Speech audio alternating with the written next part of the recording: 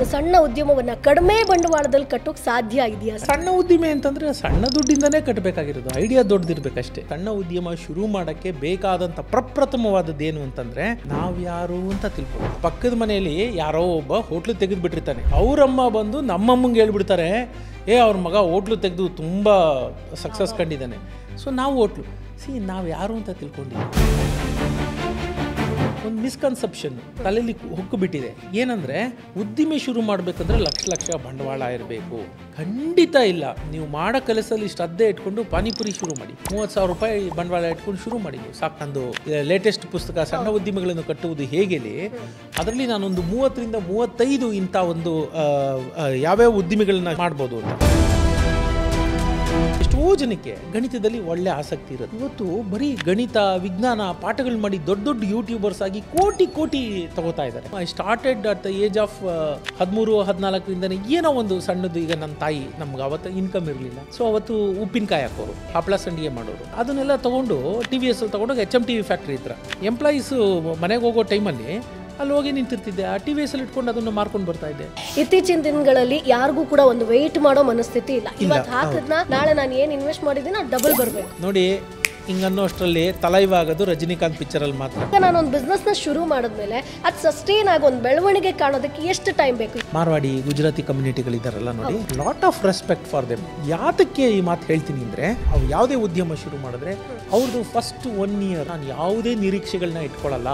1000 ದಿನ ಆ ಬಿಸ್ನೆಸ್ ಇಂದ ನಾನು 1 ರೂಪಾಯಿ ಬಂದಿಲ್ಲ ಅಂದ್ರೂ ಪರವಾಗಿಲ್ಲ, ನಾನು ಬಿಸ್ನೆಸ್ಗೆ ಹೊಸದಾಗಿ ದುಡ್ಡು ಹಾಕಲ್ಲ. ನಾವಿರುವ ಸಮಾಜ ಎಂಥದ್ದು ಅಂತಂದ್ರೆ, ಗೆದ್ರೂ ಬೈತಾರೆ, ಗೆಲ್ದಿದ್ರು ಬೈತಾರೆ. 2 ಥರದಲ್ಲೂ ಬೈಯೋದು ನಮ್ಮ ದೇಶದಲ್ಲಿ ಮಾತ್ರ. ರೈಸ್ ಬಾತ್ ಚೆನ್ನಾಗಿ ಮಾಡಕ್ ಗೊತ್ತು, ಇಡ್ಲಿ ಚೆನ್ನಾಗಿ ಮಾಡಕ್ ಗೊತ್ತು, ನಾನೊಂದು ಶುರು ಮಾಡ್ತೀನಿ ಅಂತ ಹೇಳ್ಕೊಂಡು ನಮ್ಮ ಲೊಕೇಶನ್ ಅಲ್ಲಿ ನೋಡಿದ್ರು ಕೂಡ ಒಂದು 50 ಇರುತ್ತೆ.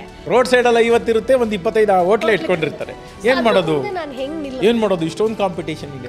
ನಮಗೆ ನಾವೇ ದಾರಿ ದೀಪ, ನಮ್ಗೆ ಯಾರೂ ಇಲ್ಲ ಅನ್ನೋದನ್ನ ನೀವು ಯಾವತ್ತು ಅರ್ಥ ಮಾಡ್ಕೋತೀರಾ ಅವತ್ತಾಗುತ್ತೆ. ಅದೇ ಮಾರ್ಕೆಟ್ ನೀಡ್ ಏನಿದೆ ಅನ್ನೋದು. ಯಾರೂ ನನ್ನ ಸಹಾಯಕ್ಕೆ ಬರಲ್ಲ. ಯಾಕೆ ಬರ್ತಾರೆ ಯಾರನ್ನ ಸಹಾಯಕ್ಕೆ? ನಕ್ಕೋರು ಯಾರು ನಿಮ್ಮ ಸಹಾಯಕ್ಕೆ ಬರಲ್ಲ. Burning desire to achieve something ಅದಿರಬೇಕು. ಸೋಲೇ ಇಲ್ಲ. ನಾನು ಹೇಳ್ತೀನಿ, ನಿಮ್ಮಲ್ಲಿ ಆ ನಿಜವಾದ ಕಿಚ್ಚಿದ್ರೆ ನೀವು ಸೋಲದೇ ಇಲ್ಲ. Boss cost, the making of a boss. Hi, hello, ನಮಸ್ಕಾರ. ಇವತ್ತಿನ ಬಾಸ್ ಕ್ಯಾಸ್ಟ್ ಎಪಿಸೋಡ್ಗೆ ನಿಮ್ಗೆಲ್ರಿಗೂ ಕೂಡ ಸ್ವಾಗತ. ಸೊ ಪ್ರತಿ ಶುಕ್ರವಾರ ನಾವು ಬಿಸ್ನೆಸ್ ಅಲ್ಲಿ ಯಶಸ್ವಿ ಆಗಿರುವಂತ ಉದ್ಯಮಿಗಳ ಜೊತೆ ಮಾತನಾಡ್ತಾ ಇದ್ವಿ. ಅವ್ರು ಯಾವ ರೀತಿ ಬಿಸ್ನೆಸ್ ಅನ್ನ ಶುರು ಮಾಡಿದ್ರು, ಅವರ ಬಿಸ್ನೆಸ್ ಅಲ್ಲಿ ಹೇಗೆ ಲಾಭ ಮಾಡ್ತಾರೆ, ಬಿಸ್ನೆಸ್ ಅಲ್ಲಿ ಮಾರ್ಕೆಟಿಂಗ್ ಸ್ಟ್ರಾಟಜಿ ಏನ್ ಮಾಡ್ತಾರೆ ಅಂತ. ಬಟ್ ಎಲ್ರಿಗೂ ಕೂಡ ಇರುವಂತಹ ಪ್ರಶ್ನೆ ಏನಪ್ಪಾ ಅಂತಂದ್ರೆ, ನನ್ನ ಹತ್ರ ಬಿಸ್ನೆಸ್ ಐಡಿಯಾ ಇದೆ, ಬಟ್ ಅದನ್ನ ಹೆಂಗ್ ಶುರು ಮಾಡೋದು, ಫಸ್ಟ್ ಸ್ಟೆಪ್ ನಾನು ಏನ್ ಮಾಡಬೇಕು ಅನ್ನುವಂತ ಒಂದಷ್ಟು ಕನ್ಫ್ಯೂಷನ್ ಅಲ್ಲಿ ರಿಯಲ್ ಗೈಡೆನ್ಸ್ ನಮಗೆ ಬೇಕು ಅಂತ ತುಂಬಾ ಜನ ಕೇಳಿದ್ರು. ಸೊ ಅದಕ್ಕೋಸ್ಕರ ಇವತ್ತು ಒಬ್ಬರನ್ನ ನಿಮಗೆ ಪರಿಚಯಿಸ್ತೀನಿ. ಇವರು ಆರ್ಥಿಕ ತಜ್ಞ ಕೂಡ ಹೌದು, ಲೇಖಕರು ಕೂಡ ಹೌದು. ಸೊ ಬಿಸ್ನೆಸ್ ಅನ್ನ ಅಂದ್ರೆ ಸಣ್ಣ ಉದ್ಯಮವನ್ನ ಹೇಗೆ ಕಟ್ಟಬೇಕು ಅನ್ನುವಂತ ಒಂದು ಪುಸ್ತಕವನ್ನ ಕೂಡ ಬರೆದಿದ್ದಾರೆ. ಸೊ ಇವತ್ತಿನ ಕಾರ್ಯಕ್ರಮದಲ್ಲಿ ರಂಗಸ್ವಾಮಿ ಮೂಕನಹಳ್ಳಿಯವರು ನಮ್ಮ ಜೊತೆಗಿದ್ದಾರೆ. ಸೊ ಸಾಕಷ್ಟು ಮಾಹಿತಿ ಈ ವಿಡಿಯೋದಲ್ಲಿ ಸಿಗುತ್ತೆ. ಸೊ ಮೊದಲನೇದಾಗಿ ಅವ್ರನ್ನ ವೆಲ್ಕಮ್ ಮಾಡೋಣ. ಬನ್ನಿ ಸರ್. ನಮಸ್ತೆ. ನಮಸ್ಕಾರ ಸರ್. ನಾವು ಲಾಸ್ಟ್ ಒಂದಷ್ಟು ಎಪಿಸೋಡ್ಗಳನ್ನ ಮಾಡಿದ್ವಿ, ಒಳ್ಳೆ ರೆಸ್ಪಾನ್ಸ್ ಸಿಕ್ತು ಸರ್. ಅದರ ಜೊತೆಗೆ ಒಂದಷ್ಟು ಕ್ವಶನ್ಸ್ಗಳು ಕೂಡ ಬಂದಿದೆ. ನೆಕ್ಸ್ಟ್ ಟೈಮ್ ಸರ್ ಬಂದಾಗ ಈ ತರದ ಕ್ವಶನ್ಗಳು ಕೇಳಿ, ನನಗೆ ಆನ್ಸರ್ ಬೇಕು ಅಂತ ಹೇಳ್ಕೊಂಡು. ಸೊ ಈಗ ಬಿಸ್ನೆಸ್ ಅಂತ ಬಂದಾಗ ಸರ್, ನೀವು ಬುಕ್ ಅನ್ನ ಬರ್ದಿದ್ದೀರಾ, ಸಣ್ಣ ಉದ್ಯಮವನ್ನ ಹೆಂಗ್ ಕಟ್ಟೋದು ಅಂತ. ಸೊ ನಿಜವಾಗ್ಲೂ ಕೂಡ ಒಂದು ಸಣ್ಣ ಉದ್ಯಮವನ್ನ ಕಡಿಮೆ ಬಂಡವಾಳದಲ್ಲಿ ಕಟ್ಟೋಕ್ ಸಾಧ್ಯ ಇದೆಯಾ? ಖಂಡಿತ ಸಾಧ್ಯ ಇದೆ. ಈಗ ಯಾವುದೇ ಒಂದು ಉದ್ಯಮ ಒಂದೇ ದಿನದಲ್ಲಿ 1000 ಕೋಟಿ ಉದ್ಯಮ ಆಯ್ತಾ? ಇಲ್ಲ ಅಲ್ವಾ? Rome is not built in a day ಅಂತ ಒಂದು ಮಾತಿದೆ, ಅದು ನಾವೆಲ್ಲ ಕೇಳಿದೀವಿ. ಆದರೆ ಅದನ್ನ ನಾವು ನಮಗೆ ಅಳವಡಿಸ್ಕೊಳ್ಳೋಕ್ಕೆ ಹಿಂಜರಿತೀವಿ. ಯಾವುದೇ ಆಯಿತು, ನಿಮಗೆ ಗೊತ್ತು, ಅಂಬಾನಿನೇ ನೋಡಿ, ಅವ್ರ ಜೀವನ ಚರಿತ್ರೆ ನೋಡ್ಕೊಂಬಂದ್ರೆ ಅವ್ರ ತಂದೆ ಹೇಗೆಲ್ಲ ಸ್ಟ್ರಗಲ್ ಮಾಡಿದ್ರು. ಈಗ ಇವತ್ತೇನೋ ನೀವು ರಿಲಯನ್ಸು ಅತಿ ದೊಡ್ಡದು 1000 ಕೋಟಿ ಬಿಸ್ನೆಸ್ ಇರೋದು ಅಂತ ಅನ್ಸುತ್ತೆ. ಪ್ರತಿಯೊಂದು ಅಷ್ಟೇ ಡೇ 1 ಅಲ್ಲಿ ಪ್ರಥಮ ದಿನದಲ್ಲಿ ಅದು ಹಾಗೆ ಇರಬೇಕಲ್ಲ, ಹೇಗೋ ಒಂದು ಕಡೆ ಶುರು ಆಗಿರಲೇಬೇಕಲ್ಲ. ಅವತ್ತೇನು ರೆವಿನ್ಯೂ ಇರಲ್ಲ, ಸೇಲ್ಸ್ ಇರಲ್ಲ, ಯಾವುದಿರಲ್ಲ. ಅವರು ಏನೋ ಸ್ಟ್ರಗಲ್, ಎಲ್ಲ ಸ್ಟ್ರಗಲಿಂದನೇ ಸ್ಟಾರ್ಟ್ ಆಗೋದು. ಆಮೇಲೆ ಒಂದು ನಿಮ್ಗೆ ಹೇಳ್ಬಿಡ್ತೀನಿ, ನೀವು ಒಂದು ದೊಡ್ಡದಾಗಿ ಸಂಸ್ಥೆ ಬೆಳೆಯುತ್ತಲ್ಲ, ಬೆಳೆದ ಮೇಲೆ ಹೂಡಿಕೆದಾರರು ಬರ್ತಾರೆ, ಬ್ಯಾಂಕು ಮುಂದೆ ಬರುತ್ತೆ, 100 ಕೋಟಿ ಇಟ್ಕೊಂಡ್ಬರುತ್ತೆ. ನಿಮ್ಮ ಬಿಸ್ನೆಸ್ನ ಇನ್ನಷ್ಟು ವಿಸ್ತರಿಸೋಕ್ಕೆ ಎಲ್ಲರೂ ದುಡ್ಡು ತೊಗೊಂಡ್ಬರ್ತಾರೆ. ಅದೇ ನೀವು ಆರಂಭದ ದಿನಗಳಲ್ಲಿ ಯಾರೂ ಬರಲ್ಲ. ಹಾಗಾಗಿ ಸಣ್ಣ ಉದ್ದಿಮೆ ಅಂತಂದರೆ ಸಣ್ಣ ದುಡ್ಡಿಂದನೇ ಕಟ್ಟಬೇಕಾಗಿರೋದು, ಐಡಿಯಾ ದೊಡ್ಡದಿರಬೇಕಷ್ಟೇ. ಓಕೆ, ಖಂಡಿತ ಕಟ್ಟಕ್ಕೆ ಸಾಧ್ಯ. ಬಟ್ ಈಗ ನನ್ನ ಹತ್ರ ಒಂದು ಬಿಸ್ನೆಸ್ ಐಡಿಯಾ ಇದೆ ಅಂತಂದರೆ ಸರ್, ಅದನ್ನು ಹೆಂಗೆ ಶುರು ಮಾಡೋದು? ಒಂದು ಫಸ್ಟ್ ಸ್ಟೆಪ್ ಅಂತಂದರೆ ನೀವು ಏನು ಹೇಳ್ತೀರಾ? ಈಗ ಐಡಿಯಾ ಇದೆ ನನ್ನ ಹತ್ರ, ನಾನು ಏನು ಮಾಡ್ಬೇಕು ನೆಕ್ಸ್ಟ್? ಐಡಿಯಾದಿಂದ ಏನೂ ಆಗಲ್ಲ. ಓಕೆ, ಎಲ್ಲರೂ ಅಂದ್ಕೊಳ್ಳೋದು ಹಾಗೆ. ಇವತ್ತಿನ ದಿನದಲ್ಲಿ ಏನಾಗಿದೆ ಅಂದರೆ ದುಡ್ಡು ಈಸಿಗೆ ಎತ್ತಬೋದು ಇವತ್ತು. ಅರ್ಥ ಆಯ್ತಾ? ಇವತ್ತು ಏನೇನೋ 120 ಕಡೆಯಿಂದ ಸರ್ಕಾರಗಳು ಕೂಡ ಅನುದಾನಗಳನ್ನ ನೀಡ್ತಿದೆ. ಬಿಸ್ನೆಸ್ ಐಡಿಯಾ ಇದ್ಬಿಟ್ರೆ ಸಾಕು, ಸರಿಗೆ ಪಿಚ್ ಮಾಡಬೇಕು ಅನ್ನೋದೆಲ್ಲ, ಇದೆಲ್ಲ ಟೆಕ್ನಿಕಲ್ ವರ್ಡ್ಗಳು ಹೇಳ್ಕೊಂಡು ಹುಡುಗರು ಓಡಾಡೋದನ್ನು ನೋಡ್ತೀರಿ, ಜನ್ಸಿ ಹುಡುಗರನ್ನ. ಐಡಿಯಾಯಿಂದ ಆಗೋದಿಲ್ಲ. ಐಡಿಯಾ ಕಾರ್ಯರೂಪಕ್ಕೆ ತರಲು ಸಾಧ್ಯವಾ, ಅದನ್ನು ಸ್ಕೇಲಪ್ ಮಾಡೋಕ್ಕೆ ಸಾಧ್ಯವಾ ಅನ್ನೋದು ಇಂಪಾರ್ಟೆಂಟ್ ಆಗುತ್ತೆ. ಬಹಳಷ್ಟು ಜನ ಏನು ಮಾಡ್ತಾರೆ, ಐಡಿಯಾ ಇದ್ಬಿಟ್ರೆ ಸಾಕು ಅಂತ. ಐಡಿಯಾ ಒಂದೇ ಅಲ್ಲ, ಐಡಿಯಾ ಎಕ್ಸಿಕ್ಯೂಟಬಲ್ ಆಗಿರಬೇಕು. ಅಂದರೆ ಅದನ್ನು ನೀವು ಕಾರ್ಯರೂಪಕ್ಕೆ ತರಕ್ಕೆ ಸಾಧ್ಯವಾ ಅನ್ನೋದು ಒಂದು ಅತ್ಯಂತ ಮುಖ್ಯವಾಗಿರಬೇಕು. ಎಲ್ಲದಕ್ಕಿಂತ ಪ್ರಮುಖವಾಗಿ ಒಂದು ಉದ್ಯಮ, ಸಣ್ಣ ಉದ್ಯಮ ಶುರು ಮಾಡೋಕ್ಕೆ ಬೇಕಾದಂಥ ಪ್ರಪ್ರಥಮವಾದದ್ದೇನು ಅಂತಂದರೆ ನಾವ್ಯಾರು ಅಂತ ತಿಳ್ಕೊಳ್ಳೋದು. ನಾವು ಎಡವದೇ ಅಲ್ಲಿ. ಏನು ಅರ್ಥ ಏನು, ನಾವ್ಯಾರು ಅಂತ ತಿಳ್ಕೊಳ್ಳೋದು ಅಂದ್ರೆ ಏನು ಈ ರೀತಿ ಹೇಳ್ತಿದ್ದಾರಲ್ಲ ಅಂತ ನೀವು ಕೇಳ್ಬೋದು. ಏನಂದರೆ ನಾವು ಯಾರು ಅಂತ ತಿಳ್ಕೊಳ್ಳಲ್ಲ. ಏನು ಮಾಡ್ತೀವಿ ಗೊತ್ತಾ, ಪಕ್ಕದ ಮನೆಯಲ್ಲಿ ಯಾರೋ ಒಬ್ಬ ಹೋಟ್ಲು ತೆಗೆದುಬಿಟ್ಟಿರ್ತಾನೆ, ಅವರಮ್ಮ ಬಂದು ನಮ್ಮಮ್ಮಂಗೆ ಹೇಳ್ಬಿಡ್ತಾರೆ, ಅವ್ರ ಮಗ ಹೋಟ್ಲು ತೆಗೆದು ತುಂಬ ಸಕ್ಸಸ್ ಕಂಡಿದ್ದಾನೆ. ಸೊ ನಾವು ಹೋಟ್ಲು ನಾವು ಯಾರು ಅಂತ ತಿಳ್ಕೊಂಡಿಲ್ಲ. ನನ್ನ ನೇಚರ್ಗೆ ಅದು ಒಗ್ಗುತ್ತಾ, ನಾನು ಯಾರು, ನನಗೆ ಹೋಟೆಲ್ ಉದ್ಯಮಿನೇ ಉದಾಹರಣೆಗೆ ತಗೊಳ್ಳೋಣ. ಅದು 24/7 24/7 ವರ್ಷದ 365 ದಿನವೂ ನಿಮ್ಮ ಇರುವಿಕೆಯನ್ನು ಬಯಸುತ್ತೆ.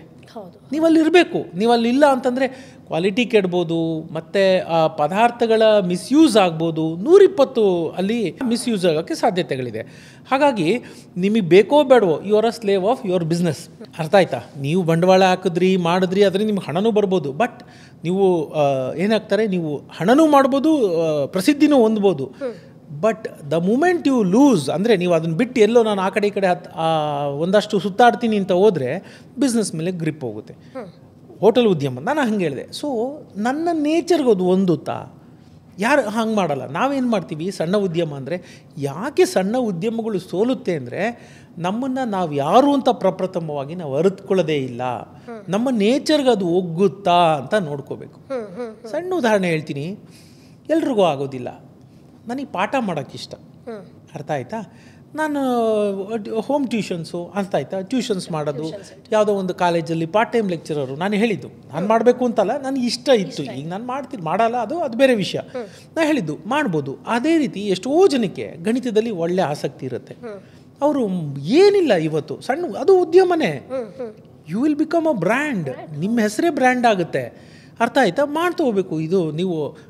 ಇದು ನಾರ್ತ್ ಇಂಡಿಯಾದಲ್ಲಿ ನೋಡಿದ್ರೆ ಬಹಳಷ್ಟು ಜನ ಇವತ್ತು ಬರೀ ಗಣಿತ ವಿಜ್ಞಾನ ಪಾಠಗಳು ಮಾಡಿ ದೊಡ್ಡ ಯೂಟ್ಯೂಬರ್ಸ್ ಆಗಿ ಕೋಟಿ ತಗೋತಾ ಇದ್ದಾರೆ. I don't want to name anybody in specific. But ನೀವು ಹೋಗಿ ನೋಡ್ತಾ ಹೋಯ್ತು ಅಂತಂದರೆ ಎಷ್ಟು ಜನ ಇದ್ದಾರೆ. ಅದು ಸಣ್ಣ ಉದ್ಯಮ ಅಲ್ವಾ? ಅಲ್ಲಿ ಬಂಡವಾಳ ಏನು ಬೇಕು? ನಿಮ್ಮ ಬುದ್ಧಿನೇ ಬಂಡವಾಳ ಅಲ್ವಾ? ಬಹಳಷ್ಟು ವೇಳೆ ಬಹಳಷ್ಟು ಕೆಲಸಗಳು ನಮ್ಮ ಮನಸ್ಥಿತಿ, ನಮ್ಮ ಬುದ್ಧಿನೇ ಬಂಡವಾಳ. ಆದರೆ ನಾವು ಅದನ್ನು ಯೋಚನೆ ಮಾಡೋದಿಲ್ಲ. ನಮ್ಮಲ್ಲಿ ಒಂದು ಮಿತ್ ಏನಂತಂದರೆ, ಒಂದು ಮಿಸ್ಕನ್ಸೆಪ್ಷನ್ನು ತಲೆಯಲ್ಲಿ ಹೊಕ್ಕಿಬಿಟ್ಟಿದೆ. ಏನಂದರೆ ಉದ್ದಿಮೆ ಶುರು ಮಾಡಬೇಕಂದ್ರೆ ಲಕ್ಷ ಬಂಡವಾಳ ಇರಬೇಕು.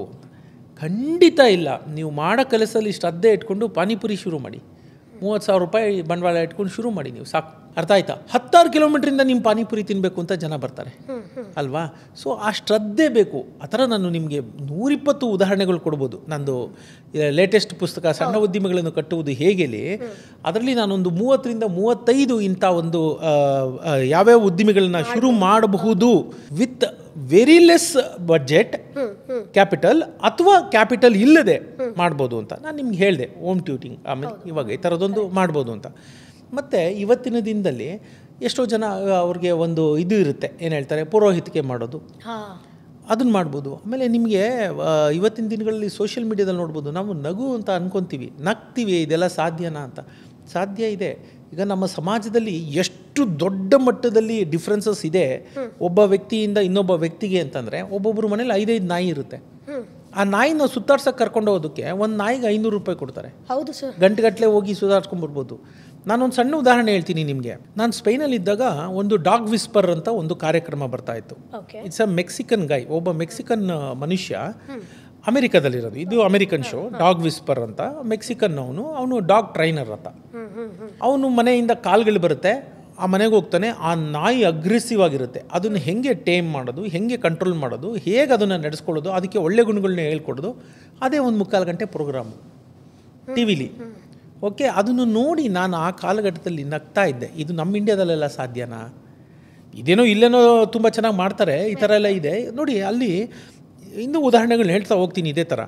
ನಾನು ಇವಾಗ ಸದ್ಯಕ್ಕೆ ವಾಸ ಇರೋದು ಮೈಸೂರಲ್ಲಿ. ಓಕೆ, ನಮ್ಮ ಮನೆ ಪಕ್ಕದಲ್ಲಿ ಒಂದು ನಾಯಿನ ಇದೇ ರೀತಿ ಅದಕ್ಕೆ ಒಳ್ಳೆ ಬುದ್ಧಿಗಳನ್ನ ಕಲಿಸಿ ಆ ಓನರ್ಗೆ ಅದರದ ಮೇಲೆ ನಿಯಂತ್ರಣ ಕೊಡ್ಸೋಕ್ಕೆ ವಾರಕ್ಕೆ 2 ಸರಿ ಒಬ್ಬ ಹುಡುಗ ಬರ್ತಾನೆ. ನಾನು ಹೇಳ್ತಿರೋದು ಮೈಸೂರಲ್ಲಿ. ಬೆಂಗಳೂರಲ್ಲ ಅಂಥ ಆಪರ್ಚುನಿಟಿ ಎಷ್ಟಿದೆಯೋ ಗೊತ್ತಿಲ್ಲ. ಬರ್ತಾನೆ ಆ ಹುಡುಗ, ಬಂದು ಅವ್ನ ಕೆಲಸ ಏನಿಲ್ಲ, 1 ಅವರ್ ಇದ್ದು ಆ ನಾಯಿ ಸೈಕಾಲಜಿ ಹೇಳ್ಕೊಡ್ತಾನೆ. ನಾಯಿ ನೀವು ಹೇಗೆ ಡಾಮಿನೇಟ್ ಮಾಡಬೇಕು ಅಂತ ಹೇಳ್ಕೊಡ್ತಾನೆ. 750 ರೂಪಾಯಿ ಕೊಡ್ತಾರೆ ಗಂಟೆಗೆ ಆತನಿಗೆ, ಮೈಸೂರು ಅಂತ ಊರಲ್ಲಿ. ಅವ್ನು ದಿನಕ್ಕೆ ಒಂದು 4-5 ಕಡೆ ಹೋಯ್ತು ಅಂತಂದ್ರೆ ಅವನು ಎಷ್ಟು ದುಡಿತಾನೆ ಲೆಕ್ಕ ಹಾಕೊಳ್ಳಿ. ಬಟ್ ಜನ ಇದನ್ನ ಬಿಸ್ನೆಸ್ ಆಗಿ ನೋಡ್ತಾ ಇಲ್ಲ. ನಾನು ಹೇಳಿದ್ದ ನಿಮ್ಮಲ್ಲಿರೋದು ಅದು ಬಿಸ್ನೆಸ್ಸೇ, ನೀವೇ ಬಿಸ್ನೆಸ್ಸು. ನಾನು ಹೇಳೋದು ಬಿಸ್ನೆಸ್ ಅಂದರೆ ನೀವು ದೊಡ್ಡದು ಬಿಲ್ಡಿಂಗ್ ಇರಬೇಕು, 10 ಚೇರ್ಗಳು ಇರಬೇಕು, ಸ್ವ ಉದ್ಯೋಗ ಅಂತೀವಿ ನಾವು ಇದನ್ನು. ನಿಮಗೆ ನೀವೇ brand, your self is a brand. ಈ ಥರದನ್ನ ನೀವು ನೋಡ್ತಾ ಹೋಗ್ಬೇಕು. ಇನ್ನೊಂದು ಅಲ್ಲೇ ನೋಡಿದ್ದಂಥದ್ದು ಏನಂತಂದರೆ, ಈಗ ಇದನ್ನು ನಾನು ಮೈಸೂರಲ್ಲಿ ನೋಡ್ತಾ ಇದ್ದೀನಿ. ಏನಂದರೆ ಜನ ಮನೇಲಿ ನಾಯಿಗಳು ಸಾಕೊಂಡಿರ್ತಾರೆ, ಅರ್ಥ ಆಯ್ತಾ? ನಾನು ಹೇಳಿದ್ನಲ್ಲ, ಅಲ್ಲೆಲ್ಲ ಜಾಸ್ತಿ. ಇಲ್ಲಿ 1 ನಾಯಿ ಸಾಕಿರ್ತಾರೆ, 2-3 ಸಾಕಿರ್ತಾರೆ, ಅಲ್ಲೆಲ್ಲ 4-5 ಸಾಕ್ತಾರೆ ಜನ. ಓಕೆ, ಅವರೆಲ್ಲೋ ಟ್ರಾವೆಲ್ಗೆ ಹೋಗ್ತಾರೆ. ಅವಾಗ ಏನು ಮಾಡೋದು? ಇವ್ರ ಹತ್ರ ಬೋರ್ಡಿಂಗ್, ಆ ಥರದ ಬಿಸ್ನೆಸ್. ಅದನ್ನು ನೋಡಿ ನನಗೆ ನಾನು 2-3 ದಶಕದಿಂದ ನೋಡಿಬಿಟ್ಟು ನಾನು ನಗ್ತಾ ಇದ್ದೆ, ಈಗೆಲ್ಲ ಸಾಧ್ಯನಾ ಅಂತ. ಅದು ಇವತ್ತು ನೀವು ಬೆಂಗಳೂರಲ್ಲಿ ನೋಡ್ಬೋದು, ಮೈಸೂರಲ್ಲಿ ನೋಡ್ಬೋದು, ಎಲ್ಲ ಇದೆ. ಇದು ಬಿಡಿ, ಇನ್ನೊಂದು ಉದಾಹರಣೆ ಹೇಳ್ತೀನಿ. ಅದಕ್ಕೆ ಡಾಗ್ಗೆ ಸ್ಪಾಗಳಿದೆ, ಅರ್ಥ ಆಯ್ತಾ? ಆಮೇಲೆ ಮೊಬೈಲ್ ಸ್ಪಾಗಳಿದೆ. ಅಂದರೆ ನಿಮ್ಮ ಮನೆಗೆ ಬರ್ತಾರೆ, ಮನೆಗೆ ಬಂದು ಅವರೇ ಅಲ್ಲಿ ಅದಕ್ಕೆ ಸ್ನಾನ ಮಾಡಿಸಿ, ಅದಕ್ಕೆಲ್ಲ ಮಾಡಿಸಿ ನೀಟಾಗಿ ಮಾಡಿ ಇಷ್ಟು ಅಂತ. ಅವತ್ತಿನ ದಿನಕ್ಕೆ 25 ಯೂರೋ ತೊಗೋತಾ ಇದ್ರು. ನಾಯಿಗೆ ಸ್ನಾನ ಮಾಡ್ಸೋಕೆ ಹೋಗೋ ಅಂದರೆ ಇಂಡಿಯನ್ ರುಪೀಸ್ 2,500 ರೂಪಾಯಿ ಆಯಿತು. ಇಲ್ಲಿ ಎಷ್ಟು ತಗೋತಾರೋ ಗೊತ್ತಿಲ್ಲ, ಯಾಕೆಂದರೆ ನಮ್ಮ ಮನೇಲಿ ನಾಯಿ ಇಲ್ಲ, ಹಾಗಾಗಿ ನಂಗೆ ಗೊತ್ತಿಲ್ಲ. ನಾನು ಏನು ಹೇಳೋಕೆ ಹೋದೆ ಅಂದರೆ, ಇದು ಬಿಸ್ನೆಸ್ ಅಲ್ಲ ಅನ್ನೋಂಗೆ ಇಲ್ಲ ಇವತ್ತು ಎಷ್ಟಿದೆ ಅನ್ನೋದಕ್ಕೆ. ಇನ್ನೊಂದು ಸಣ್ಣ ಉದಾಹರಣೆ ಹೇಳ್ತೀನಿ. ಇದು ಕರೋನಾ ಕಾಲಘಟ್ಟ. ನನ್ನ ಒಂದು ಅಪಾರ್ಟ್ಮೆಂಟಲ್ಲಿ ಒಬ್ಬರು ಇದ್ದರು ಬಾಡಿಗೆದಾರರು. ಆಕೆ ಹಸ್ಬೆಂಡು ಪಾಸ್ಡ್ ಅವೇ. ಒಂದು 3-4 ತಿಂಗಳು ಆಕೆ ನನಗೆ ಬಾಡಿಗೆನೂ ಕೊಡೋಕ್ಕಾಗಲಿಲ್ಲ. ನಾನು ಫೋರ್ಸ್ ಮಾಡಲಿಲ್ಲ. ಅದು ಎಲ್ಲ ಕರೋನಾ ಎಲ್ಲ ಒಂದಷ್ಟು ಇದಾದ ನಂತರ ಏನು ತಾಯಿ ಏನು ಮಾಡ್ಕೊಂಡಿದ್ದೀರಿ ಏನು ಅಂತ ಹೇಳಿದಾಗ ದಿಕ್ಕೇ ತೋರಿಸ್ತಿಲ್ಲ ಅಂತ ಅವರು ದುಃಖಪಟ್ಟರು. ಅವರು ನನಗೆ ಸುಮ್ಮನೆ ಹೇಳಿದೆ, ಅದು ಶ್ರೇಯ ಆಕೆಗೆ ಸಲ್ಲಬೇಕಾದ್ದು, ನಂದು ಅಂತಲ್ಲ. ನಾನು ಹೇಳಿದೆ, ನೋಡಿ ಹಿಂಗೆ ಮಾಡೋ ಬದಲು ಹೇಗೂ ಅಲ್ಲ ಆಪ್ ಇದೆ, ಕಮ್ಯುನಿಟಿ ಆಪ್ ಇರುತ್ತೆ. ಓಕೆ, ನೀವು ಇಡ್ಲಿ ಮಾಡ್ತಾ 6 ಇಡ್ಲಿ ಮಾಡೋ ಬದಲು 12 ಇಡ್ಲಿ ಮಾಡಿ. ಮಾರಾಟ ಆಗಿಲ್ಲ ಅಂದರೆ ಅದನ್ನ ಮಧ್ಯಾಹ್ನಕ್ಕೆ ತಿನ್ಬೋದಲ್ಲ ಅಲ್ವಾ? 6 ಇಡ್ಲಿ ಮಾಡ್ಕೊಳ್ಳಿ, ನೀವು 3, ನಿಮ್ಮ ಮಗಳು 3 ತಿಂತೀರ, ಇನ್ನೊಂದು 6 ಎಕ್ಸ್ಟ್ರಾ ಮಾಡಿ. ಕಮ್ಯುನಿಟಿಲಿ ಹಾಕಿ, ಹೋಮ್ ಮೇಡ್ 6 ಇಡ್ಲಿ ಇದೆ, ಯಾರಿಗಾರ ಬೇಕಾ, ಪ್ರೈಸ್ ಇಷ್ಟು ಅಂತ ಹಾಕಿ. ಇವತ್ತು ಅವರು ಹೊರಗಡೆ ಕ್ಲೌಡ್ ಕಿಚನ್ ಮಾಡ್ಕೊಂಡಿದ್ದಾರೆ. 1000 ಅಪಾರ್ಟ್ಮೆಂಟ್ ಇದೆ ಅಲ್ಲಿ. ಯಾವ ಮಟ್ಟಕ್ಕೆ ಪ್ರಸಿದ್ಧಿ ಹೊಂದರು ಅಂದರೆ ಆಕೆ ಈಚೆ ಕಡೆ ಬಂದು ಕ್ಲೌಡ್ ಕಿಚನ್ ಮಾಡಿ ಆ ಅಪಾರ್ಟ್ಮೆಂಟ್ಗೂ ಸರ್ವ್ ಮಾಡ್ತಿದ್ದಾರೆ, ಇನ್ನೂ ಒಂದು 4-5 ಅಪಾರ್ಟ್ಮೆಂಟ್ಗಳಿಗೆಲ್ಲ ಸರ್ವ್ ಮಾಡ್ತಾ ಇದ್ದಾರೆ. You have to start. ನಾನು ಹೇಳಿದ್ದು ನೋಡಿ, ಅವ್ರಿಗೆ ಬಂಡವಾಳನೇ ಇರಲಿಲ್ಲ, 6 ಇಡ್ಲಿ ಮಾಡ್ಕೊಂಡು ಸ್ಟಾರ್ಟ್ ಮಾಡಿದ್ದವರು. ಅದೇನಿಲ್ಲ, ಅಕಸ್ಮಾತ್ ಮಾರಾಟ ಆಗಿಲ್ಲ ಅಂದರೆ ಮಧ್ಯಾಹ್ನ ನಾನೇ ತಿಂತೀನಿ ಅನ್ನೋ ಥರದ ಲಾಸೇ ಇಲ್ಲ ಅಲ್ಲಿ. ನಮ್ಮಲ್ಲಿ ಏನಾಗುತ್ತೆ ಗೊತ್ತಾ, ಉದ್ಯಮ ಅಂದಿದ ತಕ್ಷಣ ಜನರದೊಂದು ಯಾತಕ್ಕೆ ಸೋಲುತ್ತೆ ಅಂತ ಹೇಳ್ತೀನಿ. ಹೇಗೆ ಮಾಡಬೇಕು ಅಂತ ಅಲ್ಲೇ ನಿಮ್ಗೆ ಉತ್ತರ ಸಿಕ್ಬಿಡುತ್ತೆ. ಏನಂದರೆ ಫಸ್ಟು ಆ್ಯಂಡ್ ಫೋರ್ಮೋಸ್ಟ್ ಅವರು ಬಂಡವಾಳ ಜಾಸ್ತಿ ಬೇಕು ಅಂತಾರೆ. ಬಂದಿದ್ದನ್ನು ತಗೊಂಡು ಏನು ಮಾಡ್ತಾರೆ, ದೊಡ್ಡದೊಂದು ಆಫೀಸಿಗೆ ಸುರಿದು ಬಿಡ್ತಾರೆ. ಇಂಟೀರಿಯರ್ ಮಾಡಿಸ್ತಾರೆ, ನಿಮಗೆ ಎಲ್ಲ ಮಾಡ್ತಾರೆ. ನೋಡಿ, ನಿಮ್ಮದು ಆದಾಯ ಗ್ಯಾರಂಟಿ ಇದೆಯಾ ನಿಮ್ಗೆ ಗೊತ್ತಿಲ್ಲ. ಎಷ್ಟು ಮಾರಾಟ ಆಗುತ್ತೆ, ಎಷ್ಟು ಆದಾಯ ಬರುತ್ತೆ ಅಂತ. ಖರ್ಚುಗಳನ್ನ ಮಾತ್ರ ಹೊಂಚ್ಕೊಂಡು ಬಿಡ್ತೀರ.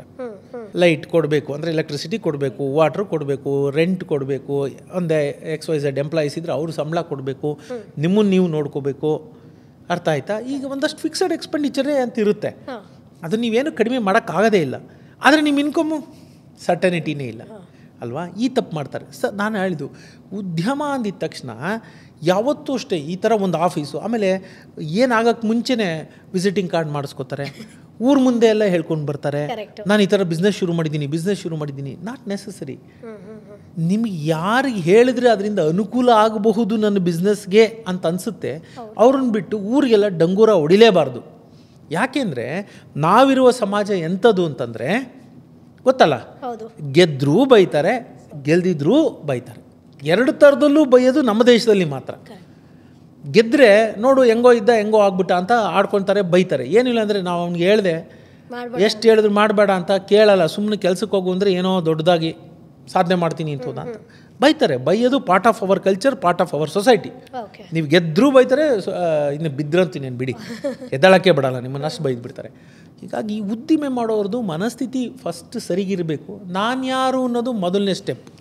ನನ್ನ ನೇಚರ್ಗೆ ಹೊಂದುತ್ತಾ, ಯಾರೋ XYZ ಗೆದ್ದ ಅನ್ನೋ ಕಾರಣಕ್ಕೆ ನೀವು ಆ ಬಿಸ್ನೆಸ್ಸು ಶುರು ಮಾಡಕೂಡ್ದು.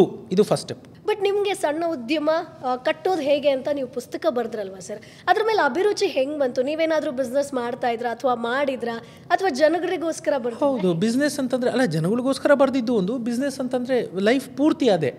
ನಾನು I started at the age of 13-14ರಿಂದನೇ ಏನೋ ಒಂದು ಸಣ್ಣದು. ಈಗ ನನ್ನ ತಾಯಿ, ನಮ್ಗೆ ಅವತ್ತು ಇನ್ಕಮ್ ಇರಲಿಲ್ಲ, ಸೊ ಅವತ್ತು ಉಪ್ಪಿನಕಾಯಿ ಹಾಕೋರು, ಹಪ್ಪಳ ಸಂಡಿಗೆ ಮಾಡೋರು, ಆಯಿತಾ. ಅದನ್ನೆಲ್ಲ ತೊಗೊಂಡು ಟಿ ವಿ ಎಸ್ಸಲ್ಲಿ ತೊಗೊಂಡೋಗಿ HMTV ಫ್ಯಾಕ್ಟ್ರಿ ಹತ್ರ ಬೆಂಗಳೂರು.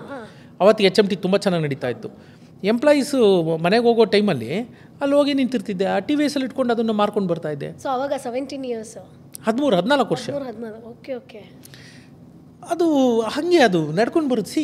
ಅದು ಏನಾಗುತ್ತೆ ಅಂತಂದರೆ, ಜನಗಳಿಗೆ ಯಾವಾಗ ಆಯ್ಕೆ ಇರುತ್ತಲ್ಲ, ಆಯ್ಕೆ ಇದ್ದಾಗ ಅವ್ರು ಮಾಡಲ್ಲ. ನನ್ನ ಹತ್ರ ಆಯ್ಕೆ ಇರಲಿಲ್ಲ, ಅರ್ಥ ಆಯ್ತಾ? ಯಾವಾಗ ನಿಮಗೆ ಆಯ್ಕೆಗಳಿರಲ್ಲ, ಏನು ಸಿಕ್ಕಿದ್ರೂ ಮಾಡ್ತೀರಾ. ಹೊಟ್ಟೆ ತುಂಬಿಸ್ಕೋಬೇಕು ಅನ್ನೋದು ಅಷ್ಟೇ ಮುಖ್ಯ ಆಗಿರುತ್ತೆ.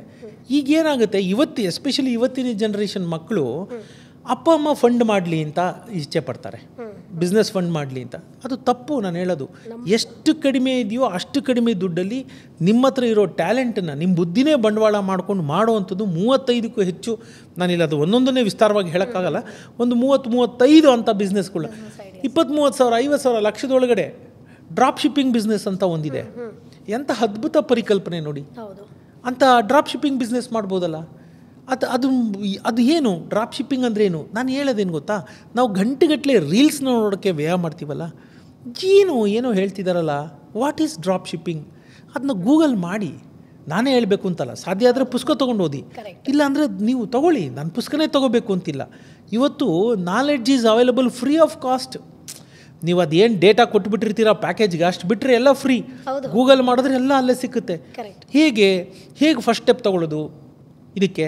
ಡ್ರಾಪ್ ಶಿಪ್ಪಿಂಗ್ ಬಿಸ್ನೆಸ್ಗೆ ಮೊದಲನೇ ಸ್ಟೆಪ್ ಏನು ತೊಗೊಳ್ಳೋದು? ನೀವು ಹುಡುಕ್ತಾ ಹೋದರೆ ದಾರಿ ತೆಕ್ಕೋತಾ ಹೋಗುತ್ತೆ. ನೀವು ನಡೆಯೋಕ್ಕೆ ಶುರು ಮಾಡಿ.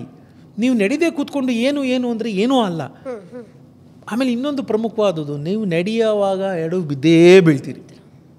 ಮಗು ಮೊದಲನೇ ದಿನಗಳಲ್ಲಿ ಅದು ಸಹಜವಾಗಿ ನಾನು ಯಾರಪ್ಪ ಈ ಭೂಮಿ ಮೇಲೆ ಒಬ್ಬ ವ್ಯಕ್ತಿ ಬೀಳದೆ ಮೊದಲನೇ ದಿನದಿಂದ ಸರಿಗೆ ನಡೆದಿದ್ದಾನೇನೋ ಯಾರಿದ್ದಾರೆ? ಮೊದಲನೇ ದಿನಗಳಲ್ಲಿ ನಾವು ನಡೆಯೋ ಮಕ್ಕಳು ಎಲ್ಲರೂ ಬಿದ್ದೇ ಇರ್ತೀವಿ. ಹಾಗೆ ಬಿಸ್ನೆಸ್ಸಿಗೆ ನೀವು ಹೊಸಬ್ರಲ್ವಾ, ಸೋಲೋ ಸಹಜ ಅಲ್ವಾ? ಅದನ್ನ ಯಾಕೆ ಅಷ್ಟೊಂದು ತಗೊಂತೀರಿ? ನೋಡಿ, ಮನಸ್ಥಿತಿ ಹೆಂಗಿರ್ಬೇಕು ಸರ್? ಅದನ್ನೇ ನಾನು ಹೇಳಕ್ ಬಂದೆ, ಮಗು ಮನಸ್ಥಿತಿ ಇಟ್ಕೊಳ್ಳಿ ಅಂತ. ಆ ಮಗುಗೆ ನಾನು ಬಿದ್ದೆ ಅಂತ ಯಾವ ಈಗೋನೂ ಇಲ್ಲ. ನೋಡಿ, ತಕ್ಷಣ ಎದ್ದು ಹೆಂಗೋ ನಡೆಯೋಕ್ಕೆ ಟ್ರೈ ಮಾಡುತ್ತೆ. ಆದರೆ ನಾವು ಇದನ್ನು ದೊಡ್ಡದಾಗಿ ಆಮೇಲೆ ಯಾತಕ್ಕೆ ಹಿಂಗಾಗುತ್ತೆ ಅಂದರೆ, ನಮ್ಮಲ್ಲಿ ಅದನ್ನು ಜಾಸ್ತಿ ನಾವು ಅನೌನ್ಸ್ ಮಾಡಿಬಿಟ್ಟಿರ್ತೀವಿ. ಸುಮ್ಮನೆ ಹೋಗಿ ನಾನೇನೋ ಮಾಡ್ತಿದ್ದೀನಿ ಅಂತ. ನೀ ಏನೋ ಆಗೋ ತನಕ ಎಲೆಮರೆ ಕಾಯಿ ಥರ ಇರೋದು ಕಲಿಬೇಕು. ನಾವು ನನ್ನ ಅಣ್ಣ ತಮ್ಮಂದ್ರಿಗೆ ಹೇಳ್ತಿದ್ದೆ, ನಗಬೇಡಿ ಅಂತ. ಯಾಕೆ ಹಿಂಗಂತ ಅಂದರೆ, ನಮ್ಗೆ ಏನು ಹಕ್ಕಿದೆ ನಗಕ್ಕೆ ಅಂತ ಕೇಳ್ತಾ ಇದ್ದೆ ನಾನು. ಬದುಕಿನಲ್ಲಿ ಒಂದು ಹಂತ ತಲುಪೋ ತನಕ ಯಾತಕ್ಕೆ ಯಾರ ಮುಂದೆನಾರ ಹೋಗಿ ಕೂತ್ಕೋಬೇಕು? ನಾನು ಏನು ಅಲ್ಲದೆ ನಾನು ಹೆಂಗೆ ಬಂದು ನಿಮ್ಮ ಹತ್ರ ಏನು ಮಾತಾಡಲಿ? ಹೋಗಬಾರ್ದು, ನಾವು ಹೋಗ್ಲೂಬಾರ್ದು, ಮಾತು ಆಡಬಾರ್ದು. ಗೆದ್ದ ನಂತರ ಅಂದರೆ ಒಂದು ಹಂತದ ನಂತರ ನೀವು ನಡೆದು ಬಂದ ಹಾದಿನ ಹೇಳಬೇಕು, ಹಂಚ್ಕೋಬೇಕು. ಅದು ಕೂಡ ಧರ್ಮ. ಯಾಕೆಂದರೆ ನಮ್ದು ಆಯ್ತು, ಏನೋ ಹೊಟ್ಟೆ ತುಂಬಿದೆ ಭಗವಂತನ ದಯದಿಂದ. ಸೊ 4 ಜನ ಯಾರೋ ನೋಡ್ತಿರೋರ್ಗೋ, ಇನ್ನೊಬ್ರಿಗೋ, ಮಕ್ಕಳು ಹೊಸ್ದಾಗಿ ಏನೋ ಮಾಡಬೇಕು ಅಂತ ನಿಜವಾಗ್ಲೂ 100 ಜನ ನೋಡಿದ್ರಲ್ಲ 10 ಜನಕ್ಕಾರೋ ಒಂದು ಕಿಚ್ಚಿರುತ್ತೆ. ಹೌದು. ಸೊ ಬಂಡವಾಳ ಖಂಡಿತ ಬೇಕು, ಆದರೆ ಅದೇ ಎಲ್ಲ ಅಲ್ಲ. ನಿಮಗೆ ಕಿಚ್ಚು ಹೊಟ್ಟೆಲಿ ನಾನು ಏನಾದರೂ ಮಾಡಬೇಕು ಅನ್ನೋ ಕಿಚ್ಚು ಇರಬೇಕು. ನಿಮ್ಮ ನೇಚರ್ ಏನು ಅನ್ನೋದನ್ನು ನೀವು ಅರ್ಥಕೋಬೇಕು. ಅದು ಪ್ರಮುಖವಾದ ಹಂತ. ಆ ಹಂತ ಗೆದ್ದರೆ ಆಮೇಲೆ ಬೀಳ್ತೀರಾ, ಅದು ಎಲ್ಲ ಗೆದ್ರಿ ಅಂತಲ್ಲ ಅದು. But it's a process. ಆ ಪ್ರೋಸೆಸ್ಸಲ್ಲಿ ನೀವು ಮುಂದಕ್ಕೆ ಹೋಗ್ಬೇಕು ಅಂತಂದರೆ ಅದು. ಬಟ್ ಈಗ ಸರ್ ನಾನು ಇನ್ವೆಸ್ಟ್ ಮಾಡ್ತೀನಿ, ಶುರು ಮಾಡ್ತೀನಿ, ಸೊ ನಾನು ಯಾರು ಅನ್ನೋದು ಗೊತ್ತಿರುತ್ತೆ, ಬಟ್ ನಾನು ಸಕ್ಸಸ್ ಆಗಬೇಕು ಅನ್ನೋದು ಏಮ್ ಇರುತ್ತೆ. ಬಟ್ ಈಗ ನಾನು ಒಂದು ಬಿಸ್ನೆಸ್ನ ಶುರು ಮಾಡಿದ್ಮೇಲೆ ಅದು ಸಸ್ಟೈನ್ ಆಗಿ ಒಂದು ಬೆಳವಣಿಗೆ ಕಾಣೋದಕ್ಕೆ ಎಷ್ಟು ಟೈಮ್ ಬೇಕು? ಯಾಕೆ ಇದನ್ನು ಕೇಳಿದೆ ಅಂತಂದರೆ, ಇತ್ತೀಚಿನ ದಿನಗಳಲ್ಲಿ ಯಾರಿಗೂ ಕೂಡ ಒಂದು ವೆಯ್ಟ್ ಮಾಡೋ ಮನಸ್ಥಿತಿ ಇಲ್ಲ. ಇವತ್ತು ಹಾಕಿದ್ನ ನಾಳೆ ನಾನು ಏನು ಇನ್ವೆಸ್ಟ್ ಮಾಡಿದ್ದೀನಿ ಅದು ಡಬಲ್ ಬರಬೇಕು, ಆ ಮೈಂಡ್ ಸೆಟ್. ನಾನು ಲಾಸ್ಟ್ ಟೈಮು ಹೇಳಿದೆ ಇದನ್ನು, ಇದಕ್ಕೂ ಹೇಳ್ತೀನಿ ಉತ್ತರ. ಲಾಸ್ಟ್ ಟೈಮು ಹೇಳಿದೆ ನೋಡಿ, ಹಿಂಗನ್ನೋ ಅಷ್ಟರಲ್ಲಿ ತಲೈವಾಗೋದು ರಜನಿಕಾಂತ್ ಪಿಕ್ಚರಲ್ಲಿ ಮಾತ್ರ. ರಜನಿಕಾಂತನು ತಲೈವಾಗಕ್ಕೆ ಟೈಮ್ ಹಿಡಿತು, ಅರ್ಥ ಆಯ್ತಾ? ನಮ್ಮ ನಿಜ ಜೀವನದಲ್ಲಿ ನೀವು ಬೆಳಗ್ಗೆ ತಿಂದಿದ್ದ ಆಹಾರ ಆರ್ಗೋ ಅಷ್ಟೊತ್ತಿಗೆ 4 5 ತಾಸು ಬೇಕು, ಹೌದಾ? ನಿಜ ಜೀವನದ ವಾಸ್ತವಿಕತೆಯ ನೆಲಗಟ್ಟಿನಲ್ಲಿ ನಾವು ಅದನ್ನು ಯೋಚನೆ ಮಾಡಬೇಕು. ಅದು ಯಾವುದು ಒಂದಿಂದಲಾಗಲ್ಲ, ಅದನ್ನು ನಾವು ಪ್ರಪ್ರಥಮವಾಗಿ ಅದು ಅರ್ಥಕೋಬೇಕು, ಅದು ಅರ್ಥಕೊಂಡು ಮಾಡಬೇಕು. ನಾನು ಅದಕ್ಕೆ ನಿಮ್ಗೊಂದು ಸಣ್ಣ ಉದಾಹರಣೆ ಕೊಡ್ತೀನಿ. ಮಾರ್ವಾಡಿ ಗುಜರಾತಿ ಕಮ್ಯುನಿಟಿಗಳಿದ್ದಾರಲ್ಲ ನೋಡಿ, got lot of respect for them. ಯಾತಕ್ಕೆ ಈ ಮಾತು ಹೇಳ್ತೀನಿ ಅಂದರೆ, ಅವರು ಉದ್ಯಮದಲ್ಲಿ ಯಾವುದೇ ಉದ್ಯಮ ಶುರು ಮಾಡಿದ್ರೆ ಅವ್ರದ್ದು ಫಸ್ಟ್ 1 year ಅದು ಮೊದಲು ಅವ್ರದ್ದು ಇದ್ದಿದ್ದು. ಇವತ್ತಿನ ದಿನ ಕಾಂಪಿಟೇಷನ್ ಜಾಸ್ತಿ ಆಗಿದೆ. ಮೊದಲು 1 ವರ್ಷ ನಾನು ಯಾವುದೇ ನಿರೀಕ್ಷೆಗಳನ್ನ ಇಟ್ಕೊಳ್ಳಲ್ಲ, ಬಿಸ್ನೆಸ್ ಆಯ್ತೋ ಬಿಡ್ತೋ 1 ವರ್ಷ ಅವ್ರು ಹೋಗ್ತಾರೆ ತೆಗಿತಾರೆ. ಇವತ್ತಿನ ದಿನದಲ್ಲಿ ಅವ್ರದ್ದು ಇನ್ನೊಂದು ಯಾವ ರೀತಿ ಅವರ ನಿಯಮಗಳು ಮಾಡ್ಕೊಂಡಿದ್ದಾರೆ ಅಂದರೆ, 1000 ದಿನ 1000 days, ಆಲ್ಮೋಸ್ಟ್ 3.5 years, 3 years, 3 ವರ್ಷ ಆ ಬಿಸ್ನೆಸ್ಸಿಂದ ನನಗೆ 1 ರೂಪಾಯಿ ಬಂದಿಲ್ಲ ಅಂದರೂ ಪರವಾಗಿಲ್ಲ, ನಾನು ಬಿಸ್ನೆಸ್ಗೆ ಹೊಸದಾಗಿ ದುಡ್ಡು ಹಾಕಲ್ಲ, ರೊಟೇಷನ್ ಅಲ್ಲೇ ಆಗಬೇಕು. ಅಂದರೆ ಅದನ್ನು ಸಸ್ಟೈನ್ ಮಾಡ್ಕೋಬೇಕು. 1 ವರ್ಷ ಅವ್ರದ್ದು ಕಟ್ ಆಫ್ ಪೀರಿಯಡು, ಹೇಗಾದರೂ ಆಯಿತು ತಡ್ಕೋತಾರೆ. ಮಿಕ್ಕಿದ ಆದ ನಂತರ 1,000 ದಿನದ ತನಕ ಅವ್ರು ಅದರಿಂದ 1 ರೂಪಾಯಿ ನಿರೀಕ್ಷೆ ಮಾಡೋದಿಲ್ಲ, ಆಯಿತಾ? ಹೇಗೋ ಅಲ್ಲಿ ಬಾಡಿಗೆ ಕಟ್ಟಕ್ಕೆ ಅಲ್ಲಿಂದನೇ ರೊಟೇಷನ್ ಆಯಿತು, ಯಾರಿಗೋ ಕೊಡೋಕ್ಕಾಯಿತು, ಸಪ್ಲೈಗೆ ಅಂದರೆ ನೀವು ಪದಾರ್ಥಗಳು ತರಿಸ್ಕೋಬೇಕು, ಅದಕ್ಕಾಯ್ತು. ಲಾಭ ಎತ್ತಿಡಲ್ಲ, ಲಾಭ ಬರಲಿ ಅಂತಲೂ ಯೋಚಿಸಲ್ಲ ಅವರು. 1000 ದಿನ ಹೇಗಾದರೂ ಸಸ್ಟೈನ್ ಆಗ್ತೀನಿ ಅಂತ ಹೇಳ್ತಾರೆ ಅವರು. ಆದರೆ ನನ್ನ ಕೈಯಿಂದ ನಂದು ಈಗ ಬಾಡಿಗೆ ಕಟ್ಟಬೇಕು, ಆ ಬಿಸ್ನೆಸ್ ಅಲ್ಲೇ ಉತ್ಪತ್ತಿ ಮಾಡ್ಕೊಂಡು 1 ವರ್ಷದ ತನಕ ಹೇಗೂ ಕಾಯ್ತಾರೆ. ಆ 1 ವರ್ಷದೊಳಗಡೆನೂ ಅದು ತನ್ನ ಬಾಡಿಗೆನೂ ಉತ್ಪತ್ತಿ ಮಾಡ್ಕೊಂಡಿಲ್ಲ ಅಂದರೆ ಅವ್ರು ಆ ಬಿಸ್ನೆಸ್ ಮುಚ್ಚಿಬಿಡ್ತಾರೆ, ಅರ್ಥ ಆಯ್ತಾ? ಯಾಕಂದರೆ ನೀವು ಕೈಯಿಂದ ಹಾಕ್ತೀರಾ, ತಿರ್ಗಾ ಕೈಯಿಂದ ಹಾಕ್ತಿದ್ದೀರಾ ಅಂದರೆ ಅದು ಸಸ್ಟೈನಬಲ್ ಅಲ್ಲ. ನಮ್ಮಲ್ಲಿ ತಪ್ಪೇನಾಗುತ್ತೆ ಅಂದರೆ, ನಾವು ಗಣಿತ ಸರಿಗೆ ಮಾಡಲ್ಲ, ಲೆಕ್ಕಾಚಾರ ಸರಿಗೆ ಮಾಡಲ್ಲ. ನಾವೇನು ಮಾಡ್ತೀವಿ, ಒಂದು ಉದ್ದಿಮೆ ತೆಗಿಯೋಕ್ಕೆ 2 ಲಕ್ಷ ಬೇಕು, 5 ಲಕ್ಷ ಬೇಕು, 10 ಲಕ್ಷ ಬೇಕು, ಅದನ್ನು ಹೊಂಚ್ಕೊಂಡು ಬಿಡ್ತೀವಿ, ಆಯ್ತಪ್ಪ. ಅದು ದಟ್ ಈಸ್ ಕ್ಯಾಪಿಟಲ್ ಎಕ್ಸ್ಪೆಂಡಿಚರ್. ಜನಕ್ಕೆ ಈ ಒಂದು ಸೂಕ್ಷ್ಮ ಅರ್ಥ ಆಗಲ್ಲ. ಇದು ಒಮ್ಮೆಲೆ ಆಗುವಂಥ ಖರ್ಚು, ಪದೇ ಪದೇ ತಿಂಗಳು ಆಗೋದಲ್ಲ. ರಿಪಿಟೇಟಿವ್ ಇನ್ ನೇಚರ್ ಒಂದಷ್ಟು ಖರ್ಚುಗಳಿರ್ತವೆ. ಯಾವುದು? ನಿಮಗೆ ಕೊಟ್ಕೊಳ್ಳೋ ಸಂಬಳ ಅಥವಾ ನೌಕರರಿಗೆ ಕೊಡೋ ಸಂಬಳ, ಎಲೆಕ್ಟ್ರಿಸಿಟಿ, ವಾಟರು, ರೆಂಟು, ನಾನು ಅದನ್ನ ಹೇಳ್ತೀನಿ. It is repetitive in nature. 1 ವರ್ಷದ ತನಕ ಏನೂ ಆಗಲಿಲ್ಲ ಅಂದ್ರೂ ನಾನು ಸಸ್ಟೈನ್ ಆಗಬೇಕು. 1 ವರ್ಷ ನೀವು ಯಾರು? ನೀವೇನು ಮೈಸೂರು ಮಹಾರಾಜನ ಮೊಮ್ಮಗಳ? ನೀವು ಯಾರು ಅಂತಲೇ ಜನಕ್ಕೆ ಗೊತ್ತಿಲ್ಲ. ವೆಬ್ಸೈಟ್ ತೆಗೆದು ಬಿಡ್ತಾರೆ ಜನ. ಇನ್ನೊಂದು ಮಹಾ ತಪ್ಪು, 1000 ಲಕ್ಷಾಂತರ ವೆಬ್ಸೈಟ್ಗಳಿವೆ, ನಿಮ್ಮ ವೆಬ್ಸೈಟ್ ಓಪನ್ ಆಗಿದೆ ಅಂತ ಯಾರಿಗೆ ಗೊತ್ತು? ನಿಮ್ಮ ವೆಬ್ಸೈಟೇ ಗೊತ್ತಿಲ್ಲದೆ ನಿಮ್ಮ ವೆಬ್ಸೈಟ್ಗೆ ಹಿಟ್ ಎಲ್ಲಿಂದ ಸಿಕ್ಕುತ್ತೆ? ನೀವು ಬಿಸ್ನೆಸ್ ತೆಗೆದಿದ್ದೀರಾ ಅಂತ ಹೆಂಗೆ ಗೊತ್ತಾಗುತ್ತೆ ಜನಕ್ಕೆ? ಯಾರಿಗೂ ಗೊತ್ತೇ ಇಲ್ಲ. You are very good at what you are doing, passion ಇದೆ ನಿಮಗೆಲ್ಲ ಸರಿ, ಅದು ಗೊತ್ತಾಗಬೇಕಲ್ಲ ಜನಕ್ಕೆ. ಆ್ಯಂಡ್ ಆರ್ಗ್ಯಾನಿಕ್ಕಾಗಿ ಗ್ರೋತ್ ಆಗುತ್ತಲ್ಲ, ಅದು ಸಸ್ಟೈನಬಲ್, ಜಾಸ್ತಿ ಸಸ್ಟೈನಬಲ್. ನೀವು ಮಾರ್ಕೆಟಿಂಗ್ ಮಾಡಿ ಒಂದು ಭೂಮಲ್ಲಿ ಒಂದಷ್ಟು ಹಣ ಮಾಡ್ಕೊಂಡು ಆಮೇಲೆ ಅದು ತಿರ್ಗಾ ಡಲ್ ಆಗಿಬಿಡುತ್ತೆ. ನೀವು ಬಿಸ್ನೆಸ್ನ ಕಟ್ಟಿ ನಿಲ್ಲಿಸ್ಬೇಕಂದ್ರೆ ಆರ್ಗ್ಯಾನಿಕ್ ಗ್ರೋತ್ ಅಂದರೆ ಬಾಯಿಂದ ಬಾಯಿಗೆ ಹರಡಬೇಕು.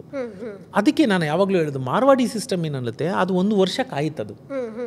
ನೀವು ಆ ಪ್ರಥಮ 1 ವರ್ಷದಲ್ಲಿ ನೀವು ಅದು ಕೈಯಿಂದ ಆದರೂ ಕಟ್ಟಬೇಕು.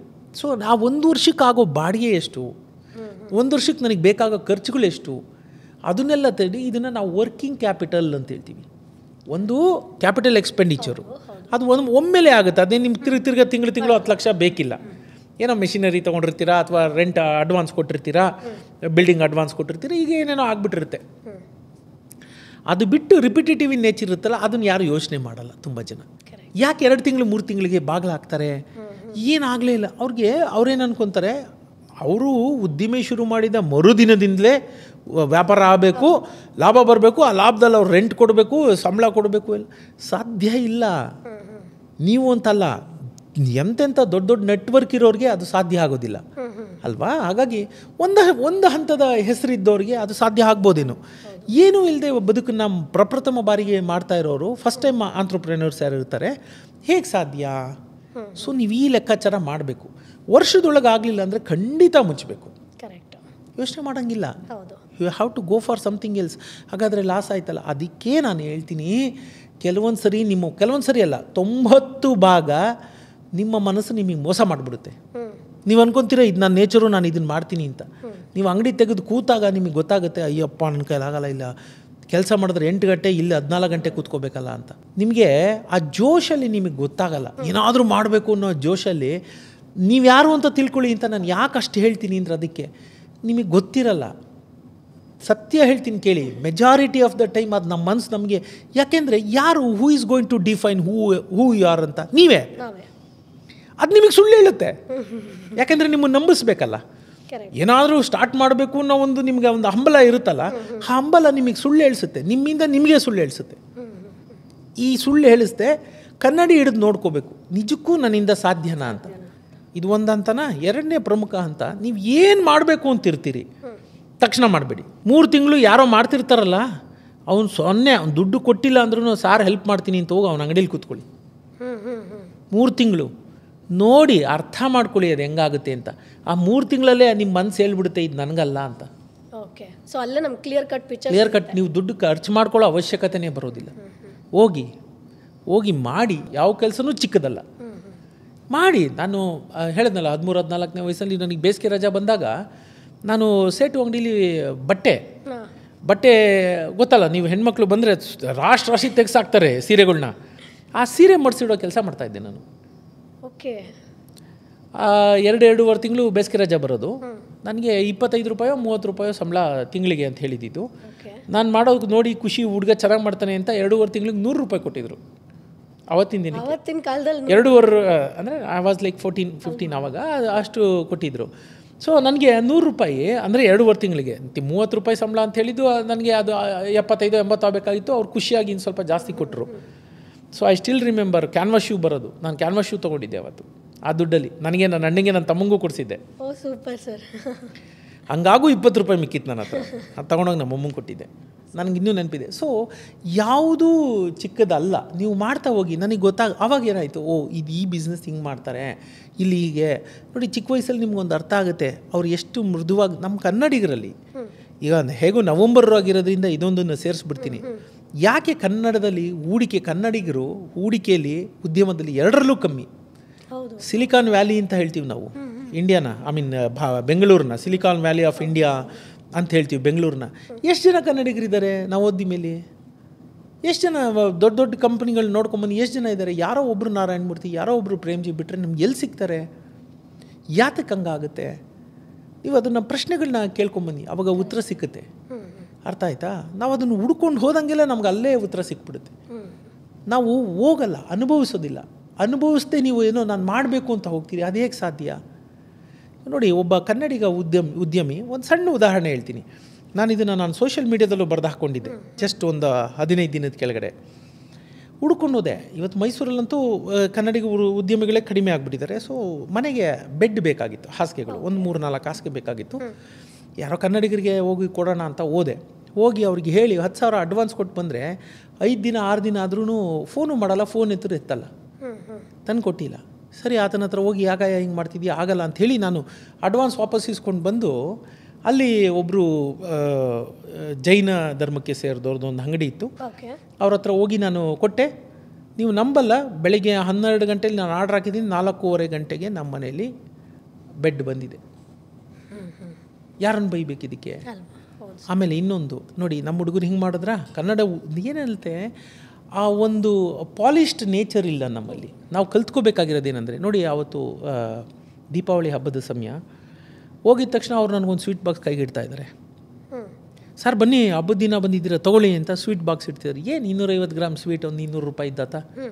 ಲುಕ್ ಅಟ್ ಹಿಮ್, ಗ್ರಾಹಕನ ಹೆಂಗೆ ಟ್ರೀಟ್ ಮಾಡ್ತಿದ್ದಾರೆ.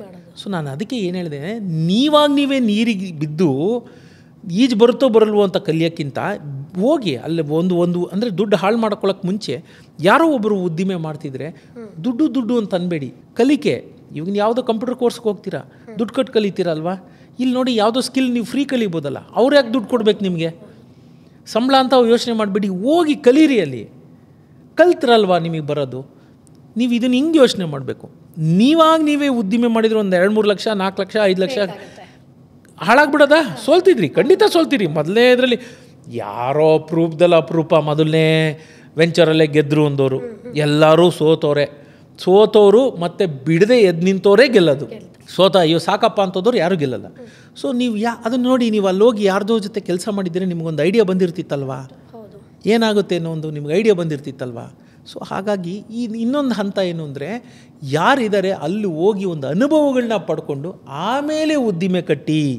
ತಕ್ಷಣ ನನಗನ್ನಿಸ್ತು, ಇವತ್ತಂತೂ ಜೆನ್ಝಿಲಿ ಒಂದು ಪದ ಇದೆ, ಪ್ಯಾಷನ್ಗೋಸ್ಕರ ಶುರು ಮಾಡಿ ಪ್ಯಾಷನ್ನು. ಅದು ಸರಿ, ಹೊಟ್ಟೆಗೇನು ಮಾಡ್ತೀಯಪ್ಪ, ಹೊಟ್ಟೆಗೇನು ಮಾಡ್ತೀಯ ಆ ಪ್ರಶ್ನೆ ಕೇಳ್ಕೋಬೇಕು.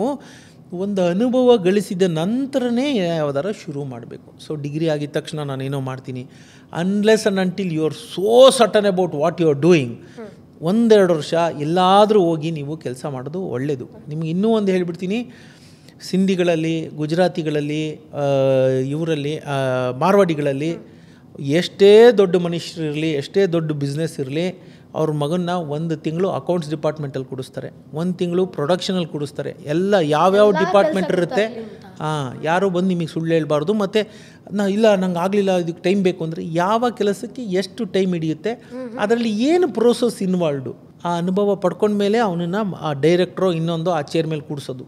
ಅದುವರ ತನಕ ಎಂಪ್ಲಾಯಿ ಥರ ದುಡಿಸ್ತಾರೆ. ನಾನು ಇದಕ್ಕೆ ಉದಾಹರಣೆ ನಾನು ಕಂಡಿದ್ದೀನಿ, ಕಣ್ಣಾರೆ ಕಂಡು ಹೇಳ್ತಿದ್ದೀನಿ. ಈ ಥರ ಇದೆ. ನಮ್ಮಲ್ಲಿ ಏನು ಮಾಡ್ತಾರೆ, ತಕ್ಕಂತ ಎತ್ತೈತು ಅಂದರೆ ಕೊಟ್ಟಿಗೆ ಕಟ್ಟು ಅಂತಾರೆ. ಹಂಗಾಗಲ್ಲಪ್ಪ, ಹಂಗಾಗಲ್ಲ. ನಿಧಾನವೇ ಪ್ರಧಾನ. ನಾವು ನಮ್ಗೆ ಯಾರಿಗೂ ಏನೂ ಬೇಕಿಲ್ಲ, ಎಲ್ಲ ತಕ್ಷಣ ಆಗಬೇಕು. ಹೇಗಾಗುತ್ತೆ, ನಾನು ಹೇಳಿದ್ನಲ್ಲ, ತಲೈವ ರಜನಿಕಾಂತು 2 ಗಂಟೆ ಪಿಕ್ಚರಲ್ಲಿ ಆಗ್ತಾನೆ, ಸ್ಲಮ್ಮಲ್ಲಿದ್ದವನು ಹಂಗೆ ಆಗ್ಬಿಡ್ತಾನೆ. ಇದು ಕಷ್ಟ. ಸರ್, ಈಗ ನೀವು ನಿಮ್ಮ ಬುಕ್ಕಲ್ಲಿ ಬರೆದಿದ್ದೀರಾ, ಮಾರ್ಕೆಟ್ ನೀಡ್ ಆಗಿರ್ಬೋದು, ಮಾರ್ಕೆಟ್ ಪಲ್ಸು, ಇದೆರಡರ ಬಗ್ಗೆ ನೀವು ತಿಳ್ಕೊಂಡ್ರೆ ಬಿಸ್ನೆಸ್ ಒಂದು ಅರ್ಧದ ಮಟ್ಟಿಗೆ ಗೆದ್ದಂಗೆ ಅಂತ ಹೇಳ್ಕೊಂಡು ಅದ್ರ ಬಗ್ಗೆ ಒಂದು ಕ್ಲಾರಿಟಿ ಕೊಡ್ಬೋದಾ ಸರ್, ಏನು ಎತ್ತ ಅಂತ? ಖಂಡಿತ. ಮಾರ್ಕೆಟ್ ನೀಡ್ ಅಂದರೆ ಏನು ಗೊತ್ತಾ, ಮಾರ್ಕೆಟ್ ಏನು ಬೇಕು ಅನ್ನೋದನ್ನು ನಾವು ತಿಳ್ಕೊಬೇಕು. ಓಕೆ, ಈಗ ನನ್ನ ಪ್ಯಾಷನ್ನು ಅಂತ, ನನಗಿಷ್ಟ ಅಂತ ನಾನು ಉಪ್ಪಿಟ್ಟು ಮಾಡ್ಕೊಂಡು ಕೂತ್ಕೊಂಡ್ರೆ, ಮಾರ್ಕೆಟಲ್ಲಿ ಚಿತ್ರಾನ್ನ ಬೇಕು ಅಂತ ಇರುತ್ತೆ, ಅರ್ಥ ಆಯ್ತಾ, ದೋಸೆ ಬೇಕು ಅಂತ ಕೇಳುತ್ತೆ, ಇನ್ನೊಂದೇನೋ ಬೇಕು ಅಂತ ಕೇಳುತ್ತೆ. ಮಾರ್ಕೆಟ್ ನೀಡ್ ಏನು ಅನ್ನೋದನ್ನು ನಾವು ಸರ್ವ್ ಮಾಡಬೇಕೇ ಹೊರತು ನನಗೇನು ಇಷ್ಟ ಅನ್ನೋದು ಅಲ್ಲಿ ಆಗಲ್ಲ. ನಿಮ್ಮ ಪ್ಯಾಷನ್ನು, ನಿಮ್ಮ ಖುಷಿಗೆ ಬೇರೆ ಏನೋ ಮಾಡ್ಕೊಳ್ಳಿ, ನಿಮ್ಗೆ ಇದ್ದಿದ್ದನ್ನು. ಸರ್ವೈವಲ್ಗೆ ಮಾರ್ಕೆಟ್ಗೆ ಏನು ಬೇಕೋ ಅದನ್ನೇ ನೀವು ಕೊಡಬೇಕು. ಉದ್ದಿಮೆ ಗೆಲ್ಲಬೇಕು ಅಂತಂದರೆ ಅಲ್ಲಿ ಯಾವ ಸರ್ವಿಸು, ಆದರೆ ಪಲ್ಸ್ ಅಂದರೆ ಇನ್ನೊಂದು, ಅದನ್ನು ಇನ್ನೊಂದು ರೀತಿಲಿ ನೋಡಬೇಕು ಅಂತಂದರೆ ಮಾರ್ಕೆಟ್ಗೆ ಕೆಲವೊಂದು ಸರ್ವಿಸ್ಗಳಿರಲ್ಲ. ಒಂದು ಸಣ್ಣ ಉದಾಹರಣೆ ಹೇಳ್ತೀನಿ. ನಮ್ಮ ಬೆಂಗಳೂರಲ್ಲಿ ಹಿಂಗಾಗಿದೆ ಅಂತಂದರೆ, ಮೆಟ್ರೋ ಇದೆ ತುಂಬ ಸೂಪರು ಅಂತೆಲ್ಲ ಹೇಳ್ತಾರೆ. ಒಂದು ಮೆಟ್ರೋಗೂ ಆಮೇಲೆ ತಿರುಗಿ ಮನೆಗೂ 3 ಕಿಲೋಮೀಟ್ರ್ ದೂರ ಇದೆ. ಯಾವ ಮೆಟ್ರೋನೂ ಯಾರಿಗೂ ಹತ್ರ ಸಿಕ್ಕಲ್ಲ. ಆಫೀಸಿಂದ ಅಲ್ಲಿ ಮೆಟ್ರೋಗೆ 2 ಕಿಲೋಮೀಟ್ರ್ 3 ಕಿಲೋಮೀಟ್ರ್ ದೂರ ಇದೆ, ಆಯಿತಾ. ಇದನ್ನು ನೀವು ನೋಡಿಕೊಂಡು ಫಿಕ್ಸ್ ಮಾಡಿಬಿಟ್ಟು ಒಂದು ವಾಹನನ ಬಿಟ್ಬಿಟ್ರೆ ಅದೊಂದು ಒಳ್ಳೆ ಬಿಸ್ನೆಸ್ ಆಗುತ್ತೆ ನೋಡಿ. ಈ ರೋಡಲ್ಲಿ ಹೋಗ್ತೀನಿ, ಇಷ್ಟು 3 ಕಿಲೋಮೀಟ್ರ್ ಹೋಗ್ತೀನಿ, ಯಾರನ್ನ ಹತ್ತಿ ಎಲ್ಲಾರ ಹೇಳ್ಕೊಳ್ಳಿ, ನಾನು ಈ ಸ್ಟಾಪ್ 3 ಕಡೆ ಒಂದು ಅರ್ಧ ಕಿಲೋಮೀಟ್ರ್ಗೆ ಒಂದೊಂದು ಕಡೆ ನಿಲ್ಲಿಸ್ತೀನಿ. ಅಥವಾ ಯಾರಲ್ಲಿ ಓಡಾಡ್ತಾರೆ ಒಂದು ಸರ್ವೆ ಮಾಡಿಬಿಟ್ಟು ಒಂದು ವೆಹಿಕಲ್ ಹಾಕ್ಬಿಟ್ರೆ ಎಲ್ಲರ ಹತ್ತಿ ಎಲ್ಲರೂ ಹೇಳಿರಿ, 20 ರೂಪೀಸೋ 10 ರೂಪೀಸೋ 15 ರೂಪೀಸೋ. ಆಟೋದವ್ರನ್ನ ಹೋಗಿ ಕೇಳಿದ್ರೆ ಅವರು ಒಂದ್ಸರಿ ಬರ್ತಾರೆ, ಅವ್ರು ಮೂಡಿದ್ದಂಗೆ, ಇಲ್ದಿರ 50 ರೂಪಾಯಿ ಹೇಳ್ತಾರೆ, ಏನೋ ಹೇಳ್ತಾರೆ. ಹೌದು, ಇದನ್ನು ನೀವು ಅದನ್ನು ಯಾತಕ್ಕೆ ಆ ಥರದ್ದು ನೋಡಿ. ಒಂದು ಬಿಸ್ನೆಸ್ ಅಲ್ಲಿ ಸಣ್ಣ ಅದು ಮಾರ್ಕೆಟ್ ನೀಡ್ ಏನಂದರೆ, ಪಾಪ ತುಂಬ ಜನ ಬರ್ತಾರೆ, ಇಳಿತಾರೆ, ಆದರೆ ಅವರಿಗೆ ಅಲ್ಲಿ ಬಸ್ ಫೆಸಿಲಿಟಿ ಇಲ್ಲ, ಅರ್ಥ ಆಯ್ತಾ. ನಮ್ಮ ಆಟೋದವರೇ ಆಯಿತು, ಇದನ್ನ ಆಟೋ ನಮ್ಮ ಅಣ್ಣಂದ್ರು ನೋಡ್ತಿದ್ರೆ ಅವ್ರು ತಿಳ್ಕೊಬೇಕಾಗಿರೋದೇನೆಂದರೆ ಅದು ಮಾರ್ಕೆಟ್ ನೀಡು. ನಾನೇನು ಮಾಡಬೇಕು, ಎಲ್ಲರ ಹತ್ತು ಎಲ್ಲರ ಬಿಡಿ 25 ರೂಪಾಯಿ ಬಿಡ್ತೀನಿ ಅಂತ. ಅದೇನು 2-3 ಕಿಲೋಮೀಟ್ರ್ ರೇಡಿಯಸ್ ತಾನೆ, ಜಾಸ್ತಿ ಮಾತಾಡಬಾರ್ದು, ಸರ್ವಿಸ್ ಕೊಡಬೇಕು. ನೀವು ಓಡಾಡ್ತಾ ಅದು 4 ಹೆಂಗಾಗ್ಬಿಡುತ್ತೆ ಅಂದರೆ, ಫಿಕ್ಸ್ ಟೈಮ್ಗೆ ಫಿಕ್ಸ್ ಕಸ್ಟಮರ್ಸ್ ನಿಮಗೆ ಸಿಗ್ತಾರಲ್ಲಿ. ಅವ್ರನ್ನ ಹೋಗಿ ಅಲ್ಲಿ ಬಿಟ್ಟು ಬರೋಷ್ಟರಲ್ಲಿ 3 ಜನ ಬಂದಿರ್ತಾರೆ, ಟೈಮಿಂಗ್ ಗೊತ್ತಿರುತ್ತೆ. ನೀವು ಅದು ಮಾಡಿಕೊಂಡೇ ಜೀವನ ಕಳೆದ್ಬಿಡ್ಬೋದು, ಆಯ್ತಾ. ಮಾರ್ಕೆಟ್ ನೀಡ್ ಅಂದರೆ ಅದಕ್ಕೇನು ಬೇಕು ಅಲ್ಲೆಲ್ಲೋ ಒಂದು ಆಪರ್ಚುನಿಟಿ ಇರುತ್ತೆ, ಅವಕಾಶಗಳು.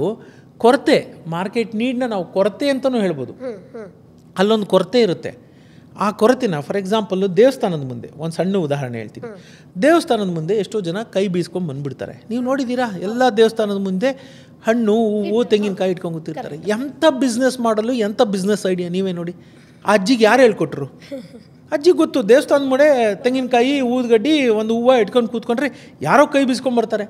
ಎಷ್ಟು ಜನ 10 ಜನದಲ್ಲಿ ಯಾರೋ 5 ಜನ ತೊಗೊಂಡ್ಬರ್ಬೋದು ಮನೆಯಿಂದಾನೆ, ಇನ್ನು 5 ಜನ ಕೈ ಬೀಸ್ಕೊಂಡು ಬರ್ತಾರೆ. ಎಸ್ಪೆಷಲಿ ಗಂಡಸರು ಸುಮ್ಮನೆ ಬಂದಿರ್ತಾರೆ, ಅಲ್ಲೇ ತೊಗೊಳ್ಳೋದು. ಹೆಣ್ಮಕ್ಳಾದರೆ ಒಂದಷ್ಟು ಪ್ಲಾನಿಂಗ್ ಇರುತ್ತೆ, ಮನೆಯಿಂದನೇ ತೊಗೊಂಡ್ಬರ್ತಾರೆ. ನೀವು ಹೇಳಿದ ಬೆಲೆ ಕೊಟ್ಟು ತೊಗೊಂಡೋಗ್ತಾರೆ, ಅಲ್ಲಿ ಪೂಜೆ ಮಾಡಿಸ್ಕೊಂಡು ಬರ್ತಾರೆ. ಎಂಥ ಬಿಸ್ನೆಸ್ ಐಡಿ? ಅಜ್ಜಿಗೆ ಯಾರು ಹೇಳ್ಕೊಟ್ರದನ್ನ? ಅಲ್ಲಿರೋ ಕೊರತೆ, ಅಲ್ಲಿ ಮಾರ್ಕೆಟ್ ಏನು ನೀಡಿದೆ ಅದನ್ನು ಅವ್ರು ಅರ್ಥ ಮಾಡಿಕೊಂಡು ಅಲ್ಲಿ ಅದಕ್ಕೆ ತಕ್ಕನಾದ ಪದಾರ್ಥಗಳನ್ನಿಟ್ಟರು. ಇದನ್ನೇ ನಾನು ಹೇಳೋದು, ಮಾರ್ಕೆಟ್ ನೀಡ್ ಅಂದರೆ ಇನ್ನೇನಿಲ್ಲ. ತಿರ್ಗಾ ಇದನ್ನೇನು ನೀವು ರಾಕೆಟ್ ಸೈನ್ಸ್ ತಗೋಬೇಕಾಗಿಲ್ಲ. ಸಣ್ಣದು ಸಮಾಜದಲ್ಲಿ ನೀವು ನೋಡ್ತಾ ಬನ್ನಿ ಏನಿದೆ ಅಂತ. ಇವತ್ತು ನೀವು ಬೆಂಗಳೂರಿನ ಯಾವುದೇ ಒಂದು IT ಕಂಪ್ನಿಗಳು ನೋಡಿದ್ರೆ ಒಳಗಡೆ ಅಷ್ಟೆಲ್ಲ ಇದಿರುತ್ತೆ, ಕ್ಯಾಂಟೀನ್ ಇರುತ್ತೆ, ಇದಿರುತ್ತೆ. ಆದರೆ ಈಚೆ ಕಡೆ ಬಂದು ನೋಡಿ, ಅರ್ಥ ಆಯ್ತಾ, ಟೀ ಮಾರೋನು ಇರ್ತಾನೆ, ಅಲ್ಲಿ ರಶ್ ಇದ್ದೇ ಇರುತ್ತೆ. ಯಾಕಂದರೆ ಒಳಗಡೆ ಸಿಗರೇಟ್ ಅಲೌಡ್ ಇಲ್ಲ, ಜನ ಸಿಗರೇಟ್ ಸೇದಬೇಕು. ಅವ್ನಿಗೆ ಹೆಂಗೆ ಬಿಸ್ನೆಸ್ ಆಯಿತು? ಅವ್ನಿಗೆ ಗೊತ್ತು ಮಾರ್ಕೆಟ್ ಹಿಂಗೆ ಅಂತ. ಒಂದು ಟೀ ತಗೋತಾರೆ, ಒಂದು ಸಿಗರೇಟ್ ತಗೋತಾರೆ, ನಿಂತ್ಕೋತಾರೆ. ಅದು ಮಾರ್ಕೆಟ್ ನೀಡು, ಅವ್ನಿಗೆ ಅರ್ಥ ಆಯಿತು, ಅವ್ನು ಅಲ್ಲಿ ಹಾಕ್ದ, ಅದಕ್ಕೆ ಅವ್ನು ಗೆದ್ದ. ಸೊ ನಾನು ಅದೇ ಹೇಳಿದ್ದು, ನೀವು ರಾಕೆಟ್ ಸೈನ್ಸ್ ಕೋಟಿ ರೂಪಾಯಿ ಬಂಡವಾಳ ಬೇಡ ಅಂತ ಯಾಕೆ ಹೇಳ್ತೀನಿ. ಆಮೇಲೆ ನಮ್ಮಲ್ಲಿ ಇನ್ನೂ ಡಿಗ್ನಿಟಿ ಆಫ್ ಲೇಬರ್ ಅಂತಿದೆ. ನಾನು ಇದು ಮಾಡಿದ್ರೆ ಮಾತ್ರ ದೊಡ್ಡ ಮನುಷ್ಯ, ಸಮಾಜದಲ್ಲಿ ಏನೋ ಅನ್ಕೊತಾರೆ, ಅವ್ರೇನೋ ಅಂತಾರೆ. ಅಪ್ಪ, ಯಾರೋ ಏನೋ ನಿನ್ನನ್ನು ಅಂದ್ಕೊಂಡವರು ನಿನಗೆ ಯಾರೂ ಸಹಾಯಕ್ಕೆ ಬರಲ್ಲ. ಚೈತ್ರ ಅವರೇ 5,000 ಕೊಡು ಅಂತ ಯಾರನ್ನ ಕೇಳಿ ನೋಡಿ, ನಿಮ್ಗೆ ಎಲ್ರದ್ದು ನಿಜ ಬಣ್ಣ ಗೊತ್ತಾಗುತ್ತೆ. ಅವಾಗ ಯಾಕೆ ಕೊಡ್ತಾರೆ, ಯಾಕೆ ಕೊಡಬೇಕು? ನಾನು ಕೊಡಲಿ ಅಂತ ಕೇಳೋದಿಲ್ಲ. ನಾನು ಹೇಳಿದ್ರ ಅರ್ಥ ಅವ್ರನ್ನ ಕೆಟ್ಟವರು ಅಂತ ಹೇಳೋದಕ್ಕೆಲ್ಲ ಹೇಳಿದ್ದು. ಅವ್ರಿಗೂ 1,000 ಸಮಸ್ಯೆ ಇರುತ್ತೆ. ಇಲ್ಲ ಅಂದರೆ 5,000ನ ಅವ್ರ ಫ್ಯಾಮಿಲಿ ಜೊತೆ ಹೋಗಿ ಎಲ್ಲ ಊಟ ಮಾಡಿ ಸಂತೋಷವಾಗಿ ಖರ್ಚು ಮಾಡ್ತಾರೆ. ಅವ್ರು ಯಾಕೆ ಚೈತ್ರ ಅವ್ರಿಗೆ ಕೊಡಬೇಕು 5,000ನ? ಸಮಾಜ ಇರೋದೇ ಹೀಗೆ. ನಾವು ಅರ್ಥ ಮಾಡ್ಕೋಬೇಕು. ಹಣದ ಬಗ್ಗೆ ನಮಗೊಂದಷ್ಟು ಇದಿದೆ ತಲೆಯಲ್ಲಿ ಮಿತ್ಗಳು, ಅವುಗಳನ್ನೂ ಕೂಡ ತೆಗೆದಾಕ್ಬೇಕು ನಾವು. ನಮಗೆ ನಾವೇ ದಾರಿ ದೀಪ, ನಮ್ಗೆ ಯಾರೂ ಇಲ್ಲ ಅನ್ನೋದನ್ನು ನೀವು ಯಾವತ್ತು ಅರ್ಥ ಮಾಡ್ಕೋತೀರಾ ಅವತ್ತಾಗತ್ತೆ. ಅದೇ ಮಾರ್ಕೆಟ್ ನೀಡ್ ಏನಿದೆ ಅನ್ನೋದು. ಯಾರೂ ನನ್ನ ಸಹಾಯಕ್ಕೆ ಬರಲ್ಲ.